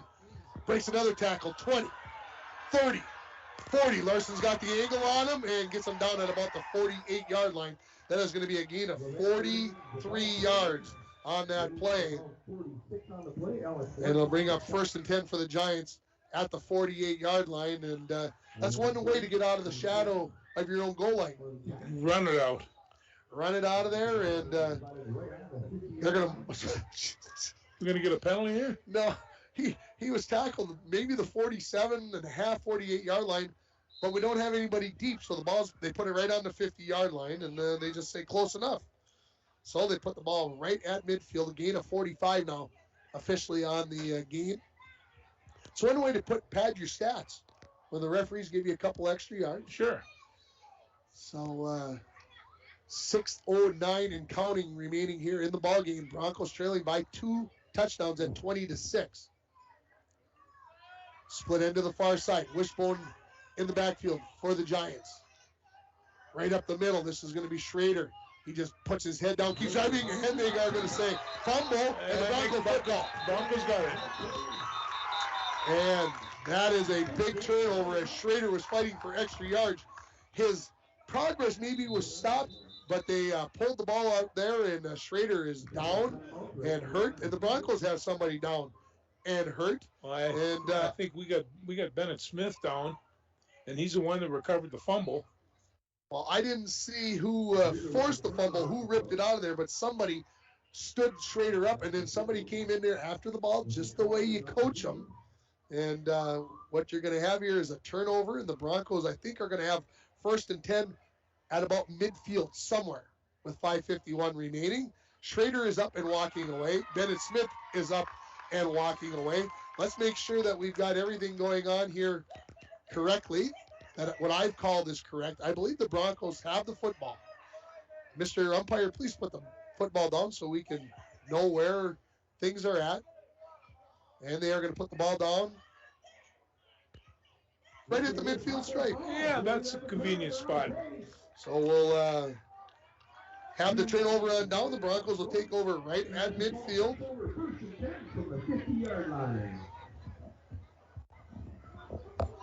As Logan Schrader fumbled that football, the Giants will come out in their 4-4 defense now and figure that the Broncos are going to have to throw it with less than 6 minutes remaining and needing 2 scores. Joslin has a pair of receivers on each side. Hand out to Christensen up the middle. 50, gets down and brought down at the 45-yard line. 2nd and 5. The Broncos need to get to the line of scrimmage and get things going here. Torgerson and Hedlund, the receivers to the right-hand side. Greenlee and Larson, the receivers to the left-hand side. Christensen in the backfield with Joslin. Under 5.5 now remaining in the game. Wow. Lots of stuff going on there, and I think the Broncos are going to get going. All 4 wide receivers got going. They're supposed to be watching the football. Why would they be running if the ball didn't get snapped? I'm not sure. But I know this is going to go against Falls. A 5-yard penalty puts it back on the 50-yard line. So it'll be 2nd and 10 here for the Broncos. I'm not sure how that works. But it does, or it doesn't, whichever way. Christensen moves to the left-hand side of Joslin with a pair of receivers each side. Joslin drops back. Looking down the far right-hand side. Looking for Torgerson as they are battling, hand-battling over there. Skelton and Torgerson. It is incomplete. And it brings up 3rd and 10 for the Falls right at midfield. Don't forget about Coach's Corner tomorrow morning, folks. Going to have the Rainy River baseball team, and we'll have Bronco girls cross country as my guests. Of course, we'll get you through all the football scores from tonight, and we'll get you set up for a busy week coming up as we've got 5 games on the air coming up next week. So stay tuned for where we're going to be at next week. 2 receivers each side. 3rd and 10. Joslin looks left, throws the slant, and that's out of the reach of Greenlee. I remember listening to an old football coach, George, who used to say, don't lead the receiver, throw it right at his shoulder. Yeah. And I can hear him sitting in the stands probably over here to our left saying that exact same thing, or telling the fans around him exactly that. So now they bring a second running back in on 4th and 10. See what the Broncos have in mind. Are they going to go to that screen again? Joslin drops back. Looking for the wheel route from Smith. He's got 3 guys around him. It's going to be picked out there by Cooper Sickle, and he is going to go out of bounds. He probably should have knocked that one down and put the ball at the 50-yard line. Instead, it's going to be at the 26-yard line as Joslin throws his first interception of the evening, I believe, if I'm thinking back correctly. I believe that's true. The fumble earlier in the game by the Broncos, but the first interception, and the Broncos can't take advantage of the fumble by the Mesabi East Giants, and they'll take over 1st and 10 at their own 26-yard line with 5:08 remaining in this ball game. The Giants have won the last 2 meetings between these 2 teams, both by 6 points in the playoffs 2 years ago, 26-20, and up here last fall, 12-6 on a very chilly evening, as I recall. Oh, it was cold. Here comes the run. This is Ribbich, cuts back across the grain. He's going to get up around the 30-yard line for a gain of 4 yards, and it'll bring up 2nd and 6 for the Giants from their own 30-yard line. Under 5 now remaining in the ballgame. Broncos will be selling out here as some of the fans start heading for the exits so that they can listen to us, George. I think that's what they're thinking. Well, let's go listen to George, Tim, and Randy. Let's see what they're saying on the air.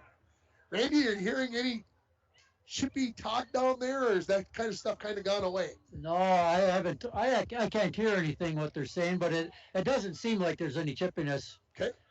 So here comes the formation with the wishbone in behind the quarterback, split into the far side of the field. Hand it off to Levander. Second man through. He cuts back, and this could be off to the races. 50. Larson may have the angle on him. 40. 30. He does not. 20.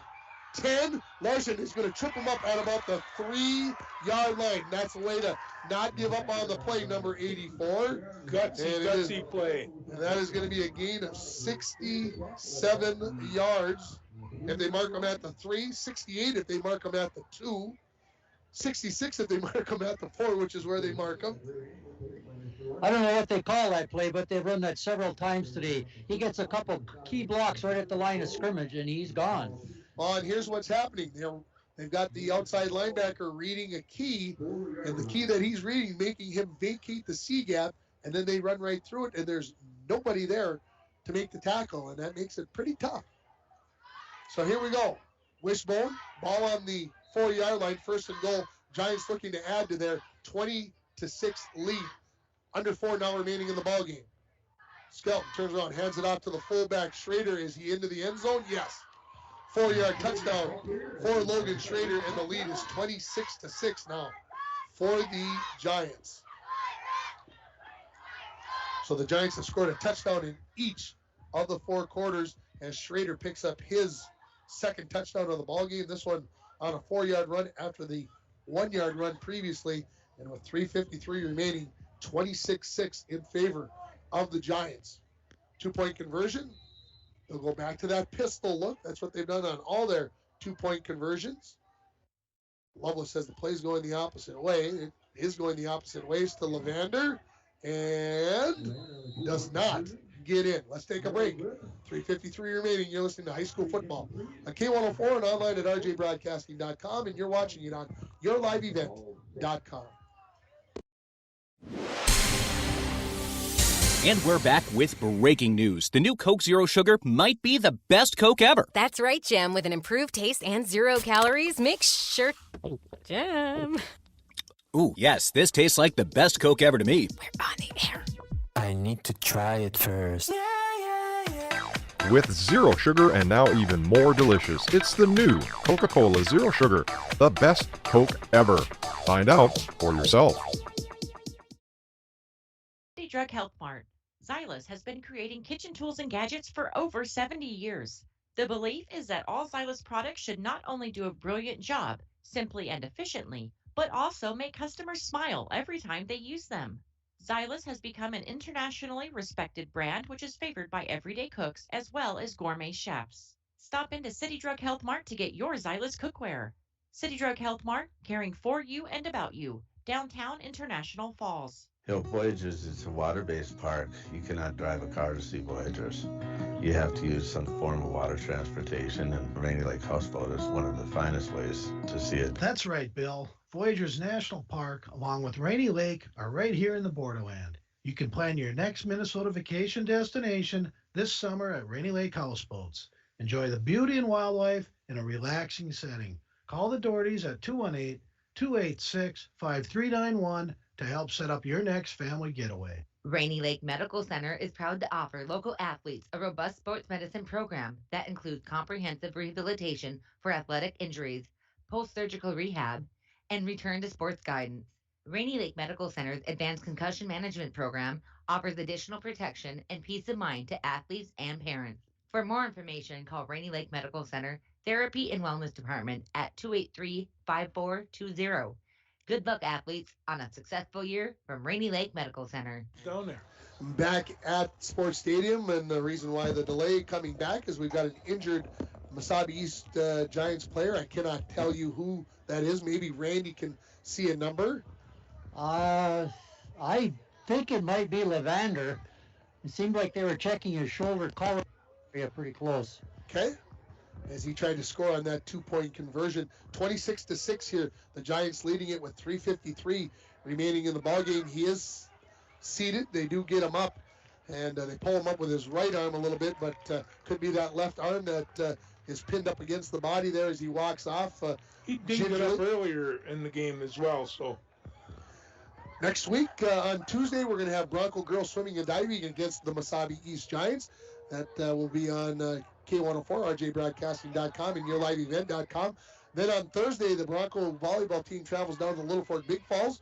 We'll have that game for you on all three of the formats for you as well on Thursday. On Friday, George and I will be down in Deer River as the Broncos take on the Warriors in a game at 7 o'clock. And then on Saturday, I'll be in Reamer to bring you 2 Indus volleyball games that morning right after Coach's Corner. So a busy next week for us here at K104 and RJBroadcasting.com. Hey, don't forget the medallion hunt starts next week. On Monday, you'll get your first clue Monday morning at 7:15, where the Great Pumpkin medallion is going to be hidden somewhere in the borderland. Yeah, I can hardly wait. So you got to listen for your clue each day, and then the next week we'll start with a new one. We'll do this for 6 weeks, and we'll see if people get involved. We want you to get out there and take a look and see if you can find the Great Pumpkin medallions hidden somewhere in the borderland area. Sickle ready to kick it off here, back deep. This is going to be squib kicked, and it's going to be covered up by Brody Carlson. Good job by number 63 getting that one covered up, because that had disaster written all over it. So the Broncos will have first and 10. We'll see where they put the ball down. Officially 44.5-yard line. 35-yard line. Yeah, about the 44 and 3/4 yard line, so we'll call it the 45. First and 10 there. Broncos need 3 scores, trailing by 20 points. Under 4 minutes remaining in the ball game. Joslin drops back, throws it in the flat to Turgis at 45, and he's going to be taken down right there. That's a nice tackle out there by number 83, Caleb Corbett. And there's a flag. And they are going to say they got him by the helmet. No wonder he was able to get up. Hold him right down. I've used that handle once or twice. Have you? It works real well. It does, huh? Yeah, it does. Do you get the finger in the ear hole, or do you grab him back? I like the front part. Oh, you like the mask? Yeah. Oh, well, that always works. Actually, my first college tackle was a 15-yarder. So it should be a 15-yard penalty, shouldn't it? If it's a personal foul, he walked off 10, not 15. I just don't get it. It's maddening tonight here, folks. First and 10 for the Broncos at the 45-yard line of the Giants. Joslin puts Greenlee in motion. Trips now to the far side. Joslin drops back. One-on-one. Looking for Larson down the near side. High points. He couldn't come down with it. Good effort there. Not too bad a coverage there by number 24, Owen Koskela, down the near side as he got manned up with Levander out of the game, who's been over there with Larson all night long. So second and 10 coming up. Pardon me. 3:34 remaining. Every incomplete pass stops the clock. So the Broncos can take their time. They'll put 3 receivers to the far side. I think it's going to be the same play call, guys. Yep. It's coming right at you, Randy. Be ready. I'm ready. Oh, it's going to be the slant to your side. Catch at the catched. I haven't said catch since I was 4. First down for the Broncos. How about we give 13 yards on the reception for Alex Larson? And first and 10 for the Broncos at the 32. I think this is going to be the 84 show. From here on in, this is going to be the fade to him. Randy, better be ready. I think you're going to see somebody coming. Yep, right at you. Down right towards you, Randy. He's wide open, too. He's there, and he's tied up, and they're going to get the flag. It went right through Alex's hands. That would have been a great catch as he was double covered. But it's going to be it should be a 15-yard penalty. I don't know how many yards we're going to get here. But the penalty is going to be on the Giants. And the Broncos will have first and 10 from some point with 3:17 remaining.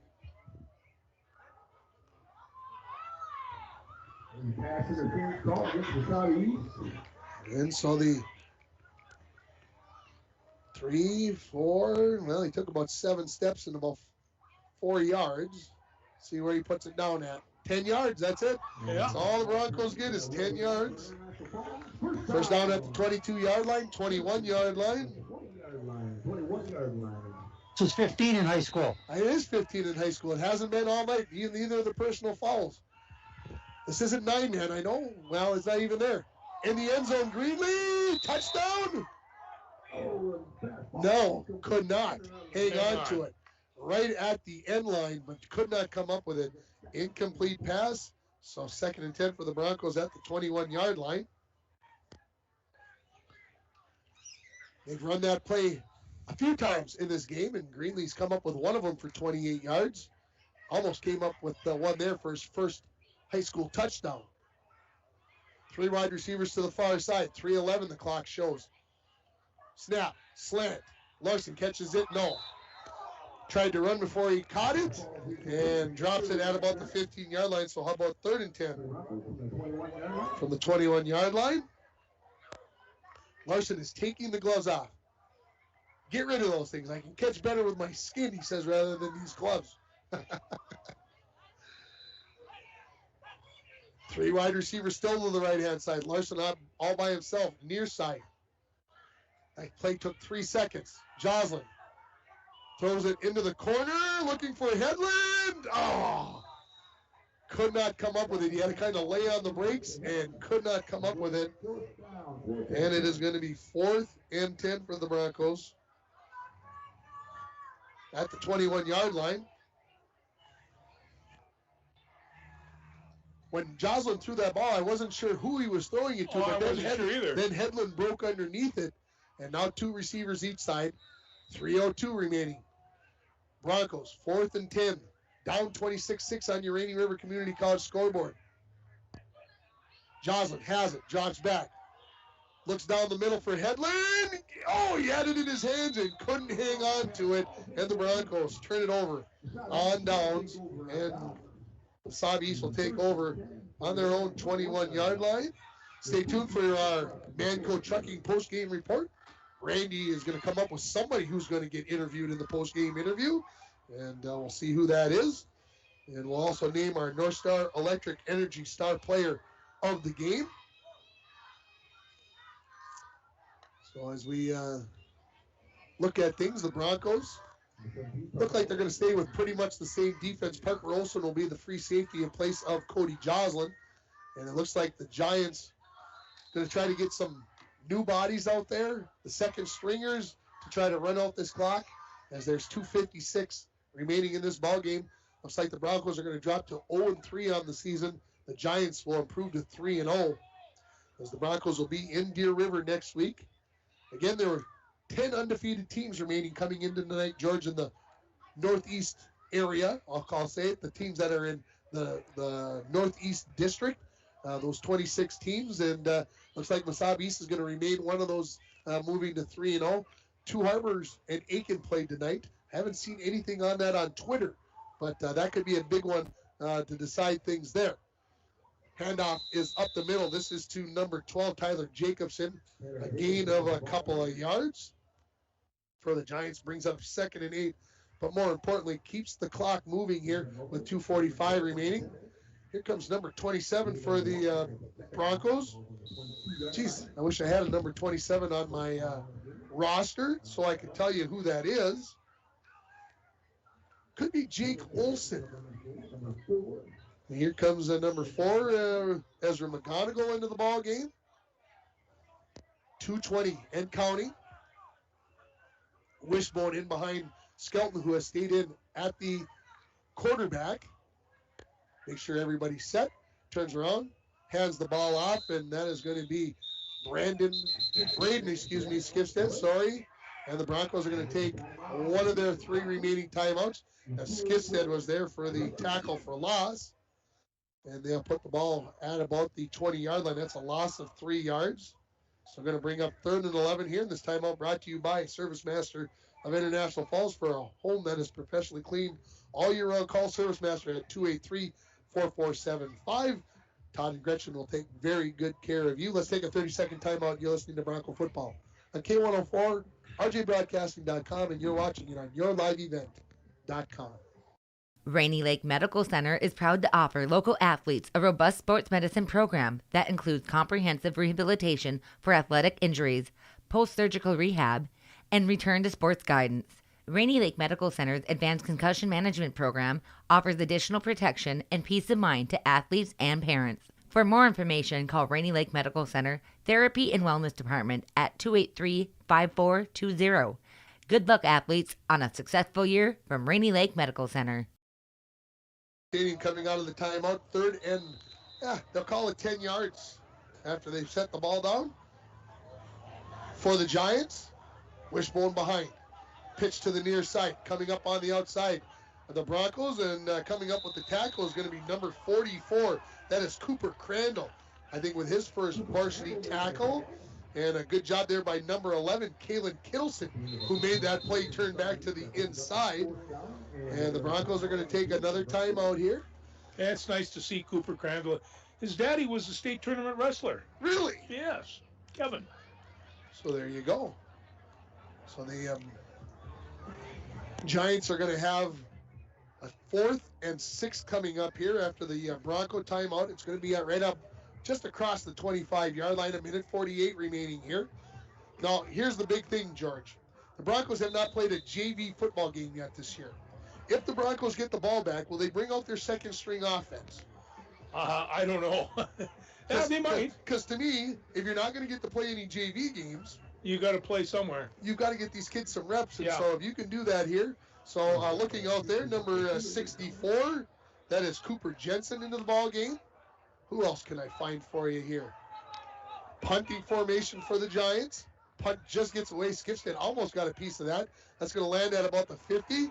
And fumbling the ball and picking it up and going to score. They can't advance that. That's a muff. But looking to score here is number 12, Tyler Jacobson. And that is incorrect, Mr. Hawken.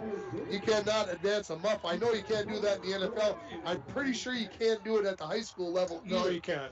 But that ball bounced about the 50. Alex Larson decided he was going to try to field it. As he did, he muffed it. And then it was picked up by Tyler Jacobson. And he takes it in the final 38 yards for the touchdown. And he's looking for his beanbag. He should be looking to say that that's where the ball should be marked, because maybe I'm wrong in high school. No, that's a muff. Can you advance it in high school football? I don't believe you, Mr. Referee. You can, if it was a Randy, if it was a block punt or something, yes. Randy, can you advance that? As far as I know, you cannot advance a muff punt in high school ball. Did he think that the guy had possession? He could not have thought that he had possession. There was no way. Never had possession of that. Either way, it's going to be a touchdown here for the Giants after the punt and the fumble by Larson and the return of 38 yards. It is going to make it 32-6. And the 2-point conversion fumbled. And the Broncos are going to hold there on that 2-point conversion. So Tyler Jacobson picks up that muff, and he goes 38 yards on the fumble recovery return. He'll get his name in the Duluth paper and on the Mesabi Daily and every place else tomorrow, with 1:33 remaining here. And the Broncos, let's cover it now. Muffed a punt.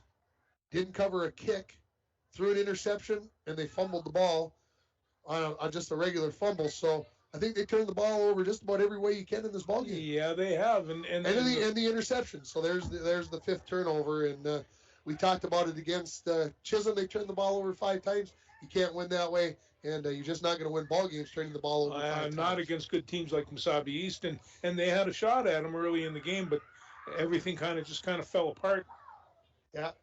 And they weren't able to corral Mr.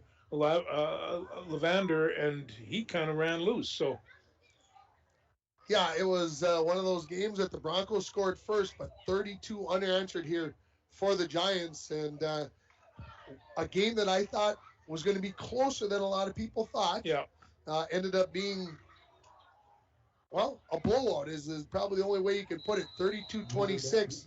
Sickle ready to kick it off. This is going to be a low driver, going to be caught by McGonigal at the 34. He goes north and south, 40, gets across out to the 45-yard line. So a good kick return there by McGonigal of about 11 yards. And we get a late flag. We'll see what that's all about.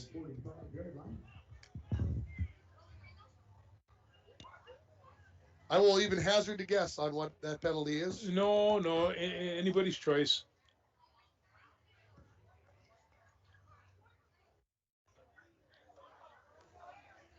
Dead ball, personal foul, Mesabi East.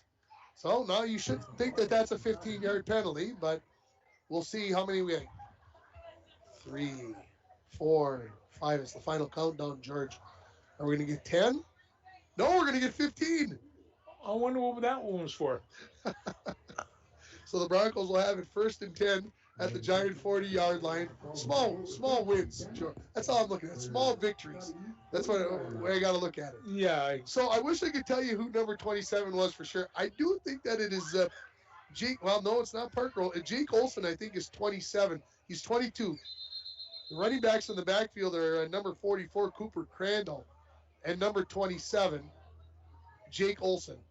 The receiver on the near side of the field is Kalen Kittleson. On the far side, it's Hedlund and Torgerson. The line looks like the starting 5 guys in the line of scrimmage. And the quarterback, that is Parker Olson. That is the quarterback, number 17. So his first varsity snap. Has it out to Crandall at the far side, 40, 35, and he's down to about the 33, and he keeps going. And we'll see where they mark him here. Can't imagine why they're stopping the clock. We'll see where they mark him down here before we put down there number 44. And that was his first varsity run as well, wasn't it? I believe his first varsity carry, and they're going to put the ball at the 32-yard line, so a gain of 8 yards. Something he'll be thinking about all weekend. Yes, he will. Maybe sometime this winter while he's out fishing or something, he'll be like, remember that 8-yard run I had on my first carry? That was pretty good. Here's a handoff to Olson. 30, 25. He puts his head down, and he gets a gain of about 9 yards. That is enough for a Bronco first down. And I believe that it is Jake Olson, and it's a Bronco first down. The Broncos are going to use up their final timeout. Hey, you can't take it home with you, right? I guess not. You might as well use it. We didn't have anywhere we wanted to go, George, right? No, and besides, there's some young guys playing out there. Of course, they're getting their reps, right? That offensive line is still the varsity line, but... So they'll put the ball down 1st and 10 at the Giant 24-yard line. 46 seconds remaining here. This timeout is brought to you by Service Master of International Falls. For a home that is professionally cleaned all year round, call Service Master at 283-4475. Stay tuned for the Manco Trucking post-game show, and we'll also have the post-game interview. And Randy, I'm sure, has got it figured out who he's going to talk to. And then you've got to figure out who's going to be the the North Star Electric Energy Star Player of the game, George. That's your job over the next 4+ minutes. All right. I'm putting the pressure on you to come up with it. Here come the Broncos out of the timeout. 2 wide receivers to the far side in McGonigal and Hedlund. Kittleson, the receiver, to the near side. In the backfield, Olson and Crandall. Olson's going to throw this one. Looking deep down the middle. Looking for Hedlund. Thrown into triple coverage and knocked away by the Giants. So 2nd and 10 coming up for the Broncos. 40 seconds remaining.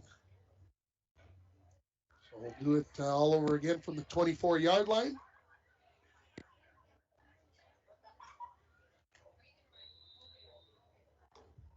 Again, the offensive line of Lynch, Lovelace, Schultz, Skipstead, and Carlson. Olson barks out the signals, hands it off to Crandall. He goes off the right-hand side. Going to get to about the 22 and then decide to avoid the tackle there of number 26, Dylan Lindbergh. And he did break the tackle, but he didn't get much further than that. And so we'll give him a gain of about 2 yards on the play. And I'll bring up 3rd and 8 for the Broncos from the 22-yard line. 15 and counting. Will the Broncos get one more play in here? They're trying, folks. Olson takes the snap. It's low. Picks it up. Now he'll try to make something out of nothing. He's going to put his head down, and he's going to get taken down at about the 21-yard line. And that is going to be the ball game. Folks, final score. Mesabi East 32, International Falls 6. Come back for the Manco Trucking postgame show.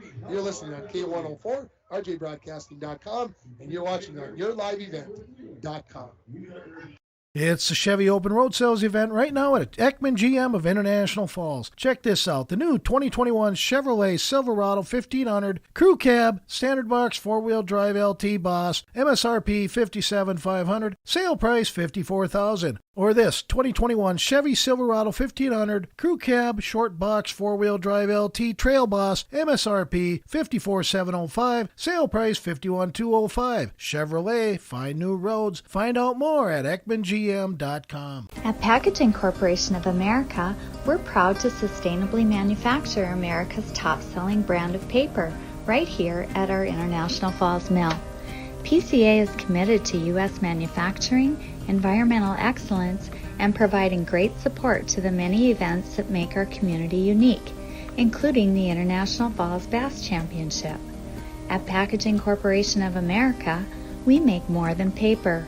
We make a difference. And we're back with breaking news. The new Coke Zero Sugar might be the best Coke ever. That's right, Jim. With an improved taste and 0 calories, make sure... Jim. Ooh, yes, this tastes like the best Coke ever to me. We're on the air. I need to try it first. With zero sugar and now even more delicious, it's the new Coca-Cola Zero Sugar, the best Coke ever. Find out for yourself.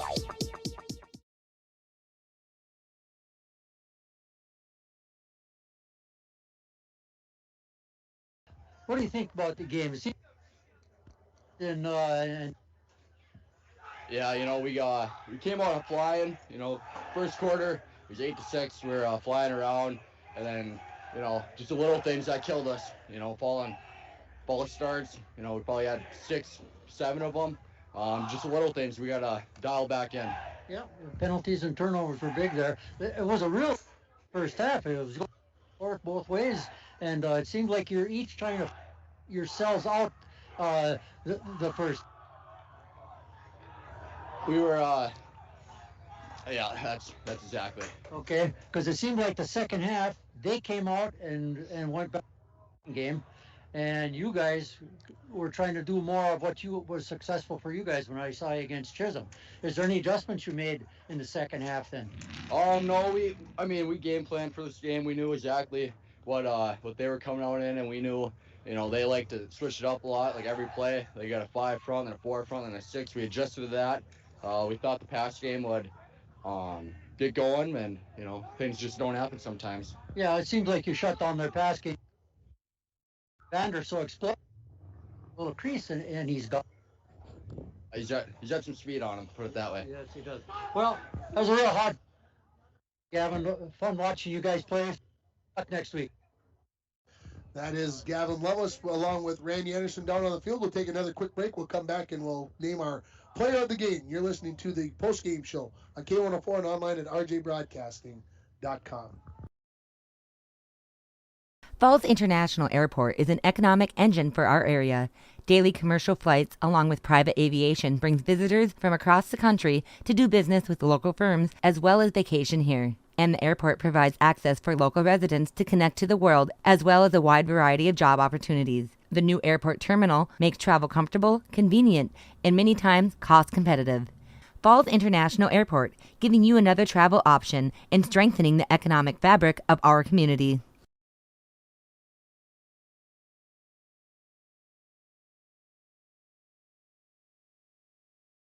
Rainy Lake Medical Center is proud to offer local athletes a robust sports medicine program that includes comprehensive rehabilitation for athletic injuries, post-surgical rehab, and return to sports guidance. Rainy Lake Medical Center's advanced concussion management. Contact us for all your hauling needs or backhoe and dirt work. Well, George, it's time to name our North Star Electric Energy Star Player of the Game. Who'd you pick? Well, I have to go with Gavin Loveless, but we acknowledged him and Charlie Greenlee. I thought that he had a couple of really good plays, but I'm going to go with Braden Skifstad. He was consistent the whole game, on both sides of the ball, and he's really turned out to be a leader on that front line. So I guess Braden would get my nod. The power of human connections can be seen on and off the field, and the same is true with North Star Electric.